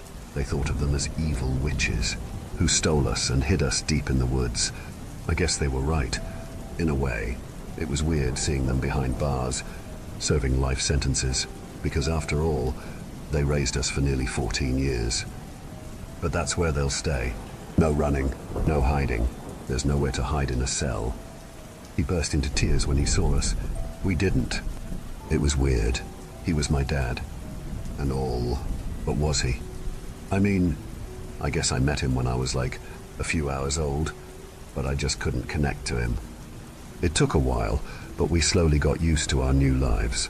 In a house, with a bed and our own rooms, not running from everything, or living in the woods. It was peaceful. Although most of the time I ended up sneaking into Amelia's room, because after all this time I still couldn't be alone. One time, I got a knock on our window. We both woke up and saw the lady in the hospital gown outside, but she looked happier, less rotten, like she was complete again. "Mama," I asked, could she stay, and I could live with the family I craved, like she read my mind. She shook her head. "I have to go. My babies," she said, reaching her hand out to us through the window as she slowly disappeared into the night. We never saw her again after that, but we always knew she was watching us. But this time, we wouldn't run.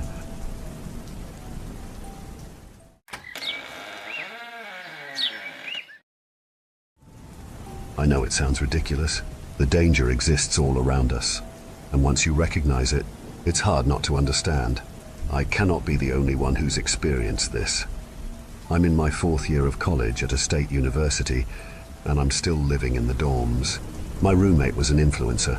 She has a lot of followers on all of the major sites, and I don't want to expose her here. So let's call her Rumi. Her brand is her lifestyle stuff in conjunction with being a student, or get ready with me kind of stuff. When I first moved in at the beginning of the fall semester, what annoyed me the most was the amount of crap she had. The room barely had enough space for 2 beds, a desk, and communal space in the middle. When I came in with a couple of suitcases, her side of the room was already full of stuff, all boxes. Beneath the bed, on top of the desk and under it, stacked up against the wall, and up to the middle point of the room, on which the other side was my half. It was like an episode of Hoarders of something. Some of the boxes were open, and they were all full of clothes and makeup and hair stuff. Rumi arrived a couple hours after I'd checked into the dorm and had been unpacking. She was pretty and about medium in size, and her outfit matched her shoes and accessories. Our first conversation went exactly like this. "Hi, It's nice to meet you. I'm Nicole. I just checked in and I'm going to be your roommate for this semester. Sorry that my suitcases are sticking out into the middle.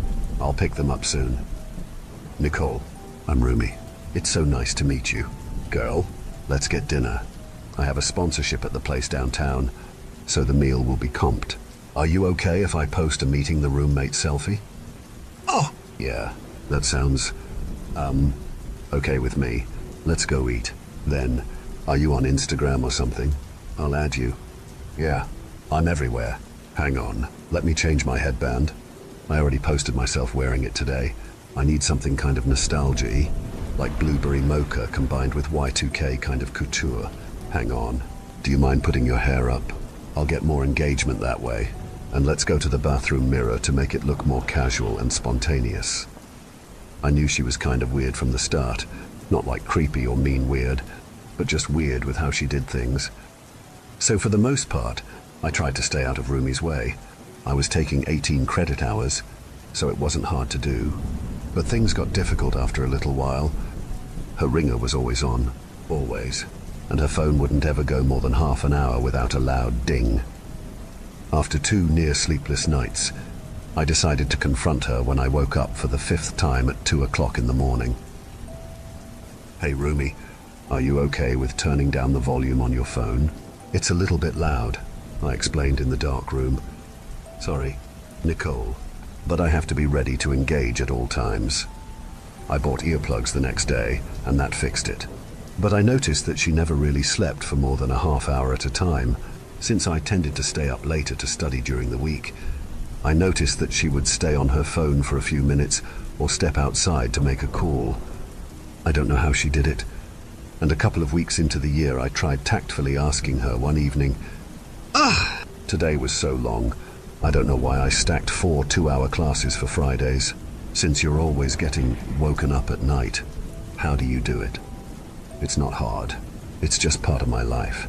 Do you want this skirt? I did a go to class with me shoot this morning and I'm done with it.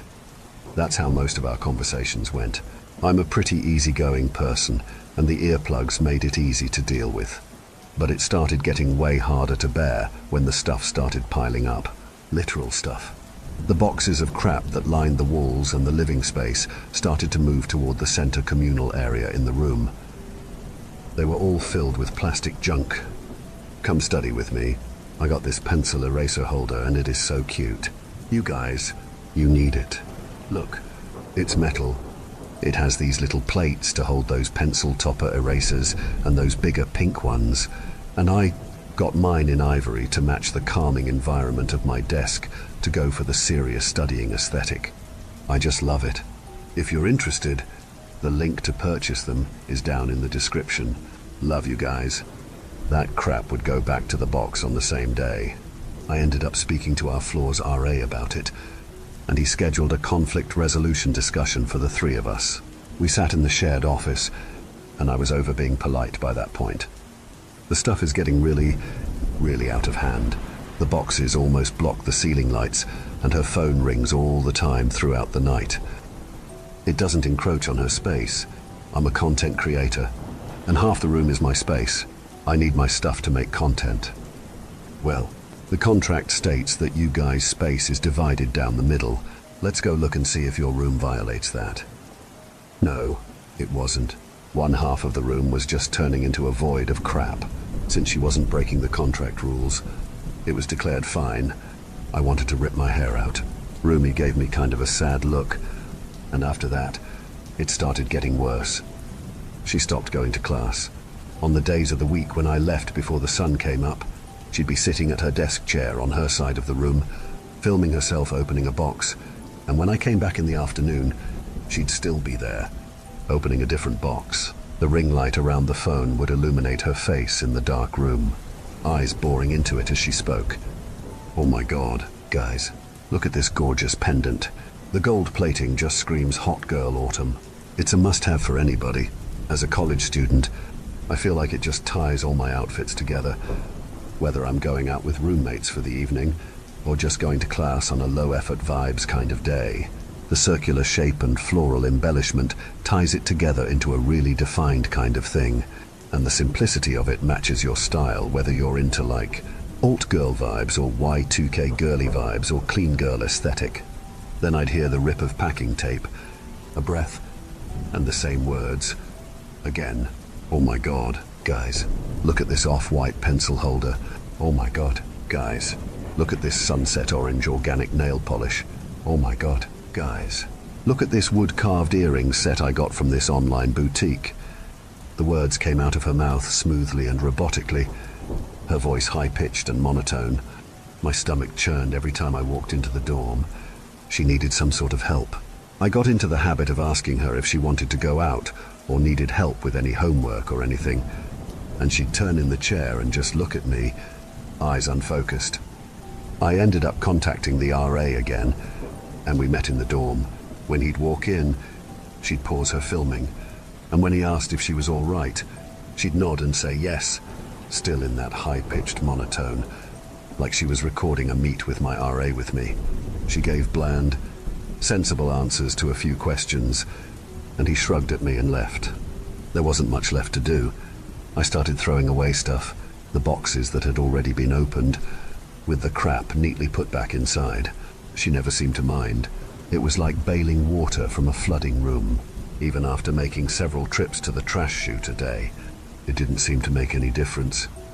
One of the worst parts was how they clogged the doorway. The packages always arrived right at the door, instead of going to the mailroom. I always seemed to miss the deliveries. Only once, a few weeks ago, I saw the back of a man dressed in grey dropping off a box without a label. I tried waving him down to talk to him and figure out how on earth she was getting multiple deliveries straight to the room a day. But his worker's boots rounded the corner before I could. Rumi filmed through the night. I had to shove my earplugs in as far as I could, and she didn't stop. Her eyes bored into the light, and her lips moved to smile and speak, but she barely blinked and never broke eye contact with the camera. I had to pull my blanket over my eyes to block out the outline of her lit-up, smiling face from behind my eyelids. About a week later, when I woke up, got ready for class and opened the door, it was completely blocked by cardboard boxes. That's when I fucking lost it. I almost broke a tendon when I threw my head back and groaned in pure frustration. I threw the stupid boxes off the railing. I kicked them till my toes were bruised. My weird, dumb roommate filming non-stop and not letting me sleep or have friends over or even leave the fucking dorm without her packages filled with plastic shit that nobody needs getting in the way. I hated her. Once a couple of my neighbors had seen me lose my shit. I stormed back inside, blood boiling. The room seemed smaller than ever. $5,000 a semester for a tiny room with a crazy roommate. Nice. Roomy. My voice was too loud for the room. I didn't care who else heard. I can barely get out of the damn room. Get this shit out of here. Nothing. She just kept talking into the light. She had stopped blinking. I walked up behind her and shoved the chair forward. The legs wobbled, but she didn't move. She still didn't give a shit that she was the biggest pain in the ass I'd ever had. Her head stayed rigid, never moving an inch. What the hell? The blood pumping through my veins slowed. She would not move. Rumi, this is weird. Get the hell up off that chair and move your shit. You've been recording yourself for days. I don't know where this stuff is coming from. Come on, please get up. Oh my God, guys, look at this name-embossed luggage tag, made up of durable soft pleather. It can hold its shape while serving as a zip tie. I tapped her shoulder, stiff, not soft, grabbed it and shook it. She just kept talking. Her body was rigid. I've only touched one dead person before. At my great-uncle's funeral, when I was a kid. We went to the wake and my mom told me to pick up his hand at the open casket. It was hard and stiff, like a doll's. Rumi had a dead body. My stomach dropped. I reached for her hands to drag her as she presented the luggage tag to the camera, still warm. The moment I took them in mine, they froze in mid-air, elbows bolted to the desk, and her fingers clenched tight around the tag. Bending down a little, I was scared to get too close. I scrambled for her phone and hit the side button, turning it off. The ring light it stood on fell, the battery popping out as the bright circular beam reeled up to the ceiling. Flickered. and died. Only some dim overhead lights illuminated the room, half concealed by the piles of boxes. Rumi still didn't blink. She still faced precisely forward, back bent, neck sunken in like a recoiled animal. She turned her head toward me. Her neck crackled. I took a step back and I yanked my hands away just as she clutched them tight in mine. Pop, pop, pop. 9 of my fingers dangled loose in her grasp, flopping like puppets from my knuckles. It took a second for the scorching pain to register. Fuck! What the fuck? Help! Somebody help. Oh, my God. Guys, look at these fingers. They're limp and soft. Only her lips moved. Her eyes were still watery and unblinking. Blind. She was blind. I pushed myself forward and whacked my head against hers and kicked the chair back and felt the most pain I'd ever felt in my life. I don't remember screaming, but I probably did. Rumi's feet dragged and she fell off and onto the ground as the spinning wheels wobbled. She turned her dead-eyed head toward me and I ran to the door as fast as I could. The handle. I couldn't look down at my hands now. I crooked it with my elbow. A pile of boxes covered the doorstep, standing up high over my head. The footsteps started behind me. I knocked them over as fast as I could, catching glimpses of my fingers dangling down to my palm as I kicked and thrashed my arms in every direction, wailing like an animal as my hands connected with the heavy boxes and fresh agony blazed through them. Slivers of sunlight peeked in and widened until I could break through. The steps reached close, and I could feel her fingers grazing the skin on my neck just as my feet hit the cement floor. I booked it down the hall and didn't look back. My breaths came ragged and fast, and the path in front of me came in a blur, and as I careened around the corner to the stairwell, I reflexively reached for the handrail and heard myself cry out before I felt the searing scrape on my swollen, dislocated joints. My knees turned to jelly, but my legs kept going, unable to stop, and I tripped on the last 2 steps. I couldn't hold my arms out. The air came in rusting sputters as my chest hit the ground and felt a tremor run through my jaw. A sharp pain dug into my ankle. I tested my arms and pushed my elbows against the ground. My fingers dangled helplessly. I couldn't put weight on my hands and get up. I took a deep breath. Help! Help! The first floor of the biggest dorm on campus is usually busy, and always has at least 1 or 2 people standing around. It didn't cross my mind why I didn't see anyone on my floor or the first that day. I was head down, and my left foot hurt almost as much as my hands. A pair of grey work boots crunched into the periphery in front of me. I looked down first. There was blood on the floor and my face felt wet. My neck hurt too much to look up, so I never saw his face. He helped me stand, and we ended up in a delivery truck filled with cardboard boxes. I don't remember much after that. I think I passed out when I sat still and got a good look at my fingers swinging loose. All I can think of is the workman in all grey, asking why there were so many boxes, and saying how my roommate wanted to kill me. All he said was, "She's a hard worker, running her personal brand. Content creation requires a lot of dedication and following the algorithm. Don't give her a hard time again, or you'll learn more than you want to know about the business." I didn't press charges. I came out of the hospital a couple days later with bandaged hands and a swollen ankle. It took me weeks to go back to school, and I never went back to the dorms. My RA and parents took my stuff for me. There was only 1 box in the whole room when the inspection was conducted, and Rumi was recording a video on multi-purpose branded bandages with it. Nothing wrong had happened besides me being clumsy. Sometimes when I close my eyes, all I see is Rumi's watery gaze. I don't go out much now. When I go to the gym and see a guy videoing his routine, or go out to eat and see a lady filming herself eating the food, I feel my stomach churn. Sometimes their backs are already bent, or their eyes don't blink. Please, don't become an influencer or a content creator. You'll be dead, and you won't even care.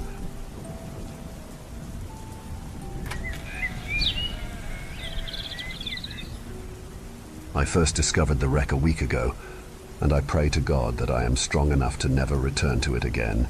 Already, I can feel something urging me to go back. I am a good man and will do my best to resist the temptation. I know already that it will not be easy. What was all that about? Said Sarah as we loaded our scuba gear into the back of our old pickup truck. I grinned, flexing my muscles playfully. There is something down there. Oh, please, you're not trying to pull one over on me, are you? Her gaze lingered on my chiseled physique, a testament to years spent working in the dive industry as an instructor and course director. I'm not kidding. There really was something. A submarine. Sarah raised her eyebrows and began peeling off her figure-hugging wetsuit, and I could not help but notice the admiring glances of a couple of younger passing tourists. I am sure she was aware of their lustful glances. She exudes an effortless sensuality, and exposing her tanned skin and skimpy bikini does not seem to bother her in the slightest. Stop kidding around. We have dived this spot 100 times at least. You know as well as I do that there is nothing down there. But she was wrong. It had begun as a usual Saturday for us, diving together as we often do. Sarah is not only my girlfriend, but also a talented photographer whose stunning images have graced the pages of international magazines. Her skill and professionalism have won her countless awards, and today she was intent on getting some shots of an invasive mantis shrimp species that had started to become more common in the azure waters around the Maltese coast. As we descended into the water, Sarah immediately began searching for the shrimp. She knew where they were likely to be found, but the search process was tedious. I followed along dutifully, watching her graceful form move through the ocean like a mermaid. However, after 10 minutes of this slow-paced exploration, I couldn't take it anymore. I needed a little more excitement, so I signaled to Sarah that I was going off on my own for a bit, and she gave me a playful wink before continuing with her search. As I swam away, I looked back and couldn't help but admire how she moved through the water effortlessly and gracefully. She was more than capable of taking care of herself in these shallow depths, but sometimes I couldn't resist the urge to protect and watch over her from a distance. As I descended into the familiar waters, the sun shimmered through the crystal-clear ocean, casting undulating diamond-shaped patterns upon the enormous blocks of rock littering the shallows. I gently finned over the lip off the drop-off at 20 meters and looked down. My attention was immediately drawn to a large, dark shape that seemed to lie upon the sandy bottom at perhaps 30 meters, like a giant guardian of the depths. My heart raced with excitement as I moved closer, and my eyes widened in astonishment as I realized what the object could be. Without hesitation, I swam deeper, eager to investigate this unexpected discovery that filled me with a sense of both euphoria and fear. The German U-boat had presumably lain undisturbed upon the seabed for over 70 years, a haunting reminder of the past. Its once sleek and deadly exterior was now rusted and covered in algae, giving it a strange, ghostly appearance. As I dove towards it, a feeling of unease settled in my stomach. What tragic circumstances had led to its sinking, and what secrets were hidden within its flooded confines? At a depth of 30 meters, I would get through my air fairly quickly, and I also had limited time if I wanted to avoid decompression stops. But my curiosity prevailed, and I swam towards the stubby conning tower. Only then did I start to worry that the sub might contain dead bodies. What had happened to the crew? Had they been able to escape? Or was their final resting place within the flooded confines of this steel sarcophagus? I know now that I should never have done what I did, but I could not stop myself. An overwhelming urge gripped me, and I peered through the open hatchway into the mysterious and dark interior of the wreck. Later, when I returned to Sarah's side, she was still absorbed in taking photographs and hardly acknowledged my return. Excitedly, I grabbed her arm and shook it, trying to get her attention. She gave me an annoyed look as I thrust my dive slate in front of her mask. After much signaling and insistence, she only read what I had hastily scribbled on its surface in pencil. I found a wreck. Understandably, she looked surprised, as we knew there was no known wreck within 5 miles. Slightly begrudgingly, she followed me towards the drop-off. I was leading and kept looking over my shoulder to ensure Sarah was still following. I could hardly contain my excitement as we swam over the ledge and looked down. Sarah gave me what I would call one of her looks as I stared down at the seabed in disbelief. The U-boat had vanished, but there was something there. I saw it, I told Sarah later as we drove back to our apartment. You thought you saw something, she corrected. Maybe you were just narked. It looked pretty deep. I suppose that could be it, I said. All the problems with Jurgen and the dive school must be getting to me. She smiled and ran her hands through her salty blonde hair. I'm thinking of taking a long shower when we get back, she said nonchalantly, before shooting me a suggestive glance from underneath her lashes. And you should join me. You really could use some stress relief. We both could. Sarah put the radio on, and we drove back to our beachside apartment. She sang along beautifully and harmonized with the songs on the radio, and I lost in anticipation of what was promised to come. As we pulled into the driveway and I killed the engine, Sarah hopped out of the pickup and headed for our apartment. Come on, slow. Coach, let's wash off all that dried up salt together, she said, her voice barely above a whisper, but vibrant with promise. Perhaps we can find our kind of adventure in the depths of all that shower steam, shall we? I grinned and followed her into the apartment. I did not mention that I had peered down the hatchway into the flooded submarine, or that I had explored its darkness. All the problems I am now experiencing with my dive school started about 5 years ago. As the price of exotic destinations dropped and more unique scuba diving destinations became available, my business slowed down. My customers seemed to have been lured away by the white, powdery beaches and waving palm trees of places like the Caribbean, the Maldives, and even Papua New Guinea. It was getting so bad that I swore that I would strangle the next diver I heard mouth that well-worn phrase, "The Med is dead." Eventually, last year, against my better judgment, I took on a partner, Jurgen. He offered to buy half of my business and bring in lots of extra customers through his network of dive clubs in his native Netherlands. It seemed like the perfect solution at the time. To begin with, things went very well. After spending so many years of hard work building up my dive business by renovating an old derelict building on the coast, adapting a fishing boat, and paying for expensive advertising in glossy dive magazines, I was suddenly able to relax a little and let my partner take some of the strain. This turned out to be a mistake. Before long, almost 8% of our customers were from the Netherlands, and I was getting hardly any bookings from anyone else. Even when I did have some of my own customers, I got the feeling that they were less than happy that the dive trips were dominated by Jurgen's customers, who all seemed to know each other. Not too long after, Jurgen came to me insisting that he should get more than 50% of the profits, as he was bringing in most of the customers. We argued about this constantly, and it even got to the stage where he threatened to sell his share of the business to another acquaintance of his and take his divers elsewhere. 2 weeks ago, Jurgen announced that he wanted to buy me out. After all these months of bickering, I was on the verge of accepting the less than fair market price he had offered me, but that was before I discovered the wreck. The day after I found the mysterious U-boat, Jurgen took a boatload of his customers to one of the local dive sites. Sarah was planning to review the digital shots of shrimp and edit some other work, but the deadline was rapidly approaching. Her little hobby, as she had termed it a few years ago, had become a real success. "Have a great day at the dive school," she said, giving me a quick kiss before hurrying off to the room she used as her office. I had no intention of telling her what my actual plans were. An hour later, I was passing over the underwater ledge and looked down. The wreck was there, just as it had been when I first found it.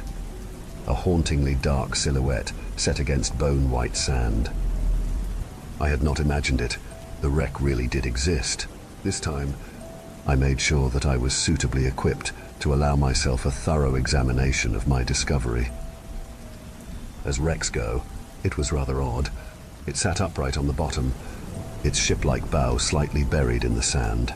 I swam around it but failed to find any obvious damage, making me wonder whether the crew had deliberately sunk it. It just sat there, on the bottom, as if silently waiting, hidden in the depths until it was time to pounce. Reaching the conning tower, I gazed down through the open hatch. Surprisingly, there was little marine growth around the edges, and after clipping a guideline to the stubby radio mast, I went inside. My first impression was one of intense cold. I guessed that this might have been due to sunlight from above, being unable to penetrate the wreck to warm the non-moving water within it. As I played my powerful torchlight over the interior, a mass of pipework and sheathed wiring, I could not help but feel a sense of great curiosity. There did not seem to be any apparent reason for the U-boat sinking. Due to the confined space, moving around was difficult. I had opted for a small rebreather instead of traditional scuba to avoid the risk of my bubbles stirring up sediment, which could quickly reduce the visibility to zero. The rebreather also offered the considerable advantage of plenty of gas for a long dive and deco stops afterwards. Fine greenish sediment had settled on every surface, and even my gentle movement through the water dislodged fine rust, which rained down from above, reducing visibility to no more than a meter ahead. My torch, which is hugely powerful and one of the best on the market, seemed unable to penetrate the somber interior efficiently. It was as if the darkness had a substance of its own. It soaked up light like a sponge. Cautiously, I edged forward, going deeper into the aquatic mausoleum. The water around me felt somehow thicker, and I had the impression that I was swimming in treacle. The darkness increased. How could the inside of a submarine be so damned big? I had swum for what I considered a considerable distance, yet there seemed to be no end to the cavernous interior. After another 5 minutes of finning, I stopped. I figured that I must have swum a couple of 100 meters. There was no way that this type of sub could be so big inside. Hell, it wasn't anywhere near so long on the outside. It just did not make sense. The other and more worrying reason that I had stopped was fear. My light was almost useless. Examining it, I could see that it burned brightly enough, yet the darkness was somehow darker and hungrier. It was then that I noticed the smell. I know it sounds ridiculous, but that is the best way to describe it. It was as if I could smell something rancid, a rotting stench that I could taste through the rebreather's mouthpiece. I inched forward, my heart pounding in my chest and ears like thunder. The smell was almost overpowering. Suddenly, I came within inches of some kind of barrier, a wall of thick, undulating darkness. I sensed that the darkness was waiting. For what? I had no idea, but strangely, I felt sure it had been waiting for a long time. Don't ask me what made me do it. Curiosity? Stupidity? Who knows? Tentatively, I reached out. I watched as my hand disappeared, engulfed by the blackness. The pain was immediate and excruciating. A freezing coldness that penetrated the very bones of my finger and began to spread up my wrist and into my arm. I felt, touched pure evil. In horror, I screamed, snatched my hand back, and retreated as fast as I could towards the conning tower and its open hatchway. I did not bother to collect my guidelines. I fled for the surface in terror, up towards the light. I had no intention of ever going back after that first dreadful experience. For 2 days, I managed to pretend to myself that it had simply not happened. I began to wonder whether or not there might have been something wrong with my recollection of events. Perhaps I was the effects of nitrogen narcosis, though that is not something that has seriously affected me in over 30 years of diving. A distant family member is often described as not playing with a full deck. She spent some time in an asylum. I hope it is not hereditary. I had almost deliberately forgotten about the wreck until I mentioned it to Jürgen. Afterwards, I reasoned that telling Jürgen was an attempt to accept that I was not crazy and had indeed seen something. Of course, now I realize there might have been some other motive for telling him. From the moment I told him about the wreck, he was hooked. Where was it? How deep? Would it make a good dive for customers? It was the first time there had been any semblance of friendship between us for months. He insisted that we should explore it together. How could I refuse? As we descended towards the submarine, I watched Jürgen's face. When the ghostly shape of the wreck began to become visible, his eyes grew wide with excitement. He turned to me and grinned, then finned towards the conning tower. I followed. The wreck looked exactly the same as the last time I had seen it. A chill of memory shivered down my spine. Jürgen looked down into the wreck and then, seemingly on impulse, took hold of the guideline I had left last time and followed it headfirst down into the gloomy innards of the submarine. I did not want to go inside again, but felt grudgingly that I ought to stay with my partner. Inside, it seemed even colder than before. Jürgen was kneeling on the bottom, looking around with his torch. Holding the guideline, he indicated that I should go first and that he would follow. I shook my head and signaled that he should lead. He shrugged and then set off, with me close behind. We swam for quite some time before Jürgen stopped and turned to me. He looked confused. We had been swimming for a ridiculously long time. Considering the size of the U-boat, he appeared worried. But I gave him the okay sign, which seemed to be all the reassurance he needed. He swam deeper into the darkness. Nervously, I followed him. Not long after, I began tasting that revolting smell I had previously experienced. The apparent thickness of the water seemed to slow our movements tenfold, and the light from our torches withered to pathetic conicals of light. We had reached oily blackness. I have no satisfactory explanation for what I did next. Perhaps it was because Jürgen had virtually stolen my dive school from me. It might even have been that I simply did not like him anymore. Whatever the reason, it is sufficient to say that I pushed him into the blackness. Jürgen fell forward and was immediately engulfed. For a brief moment, I felt relieved, glad to be rid of him. Then all hell broke loose. His panic-stricken face reappeared through the oily film.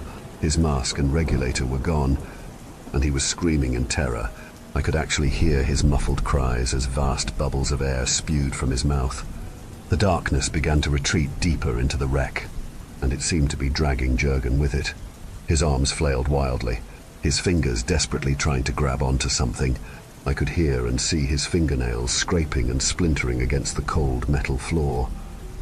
Then he was gone. I felt no guilt, only a weird kind of revulsion.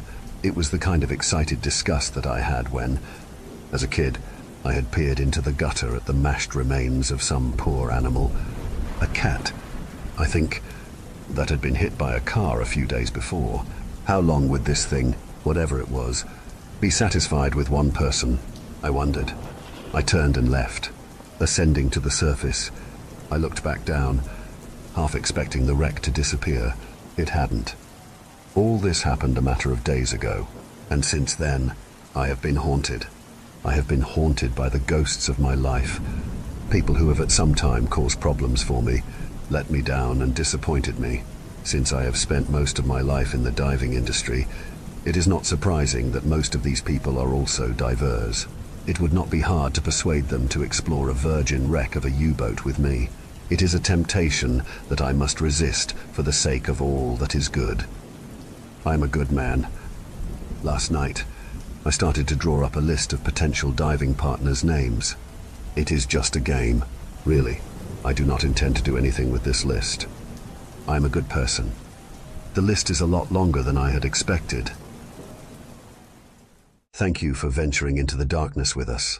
If you dare to explore further, be sure to subscribe to our channel for more spine-tingling tales of horror and the supernatural. Remember, the shadows hold endless mysteries, waiting to be unveiled. Stay tuned for more bone-chilling stories as we continue to traverse the eerie depths of the unknown together. Until next time, may your dreams be free from the haunting echoes of our tales. Or perhaps not.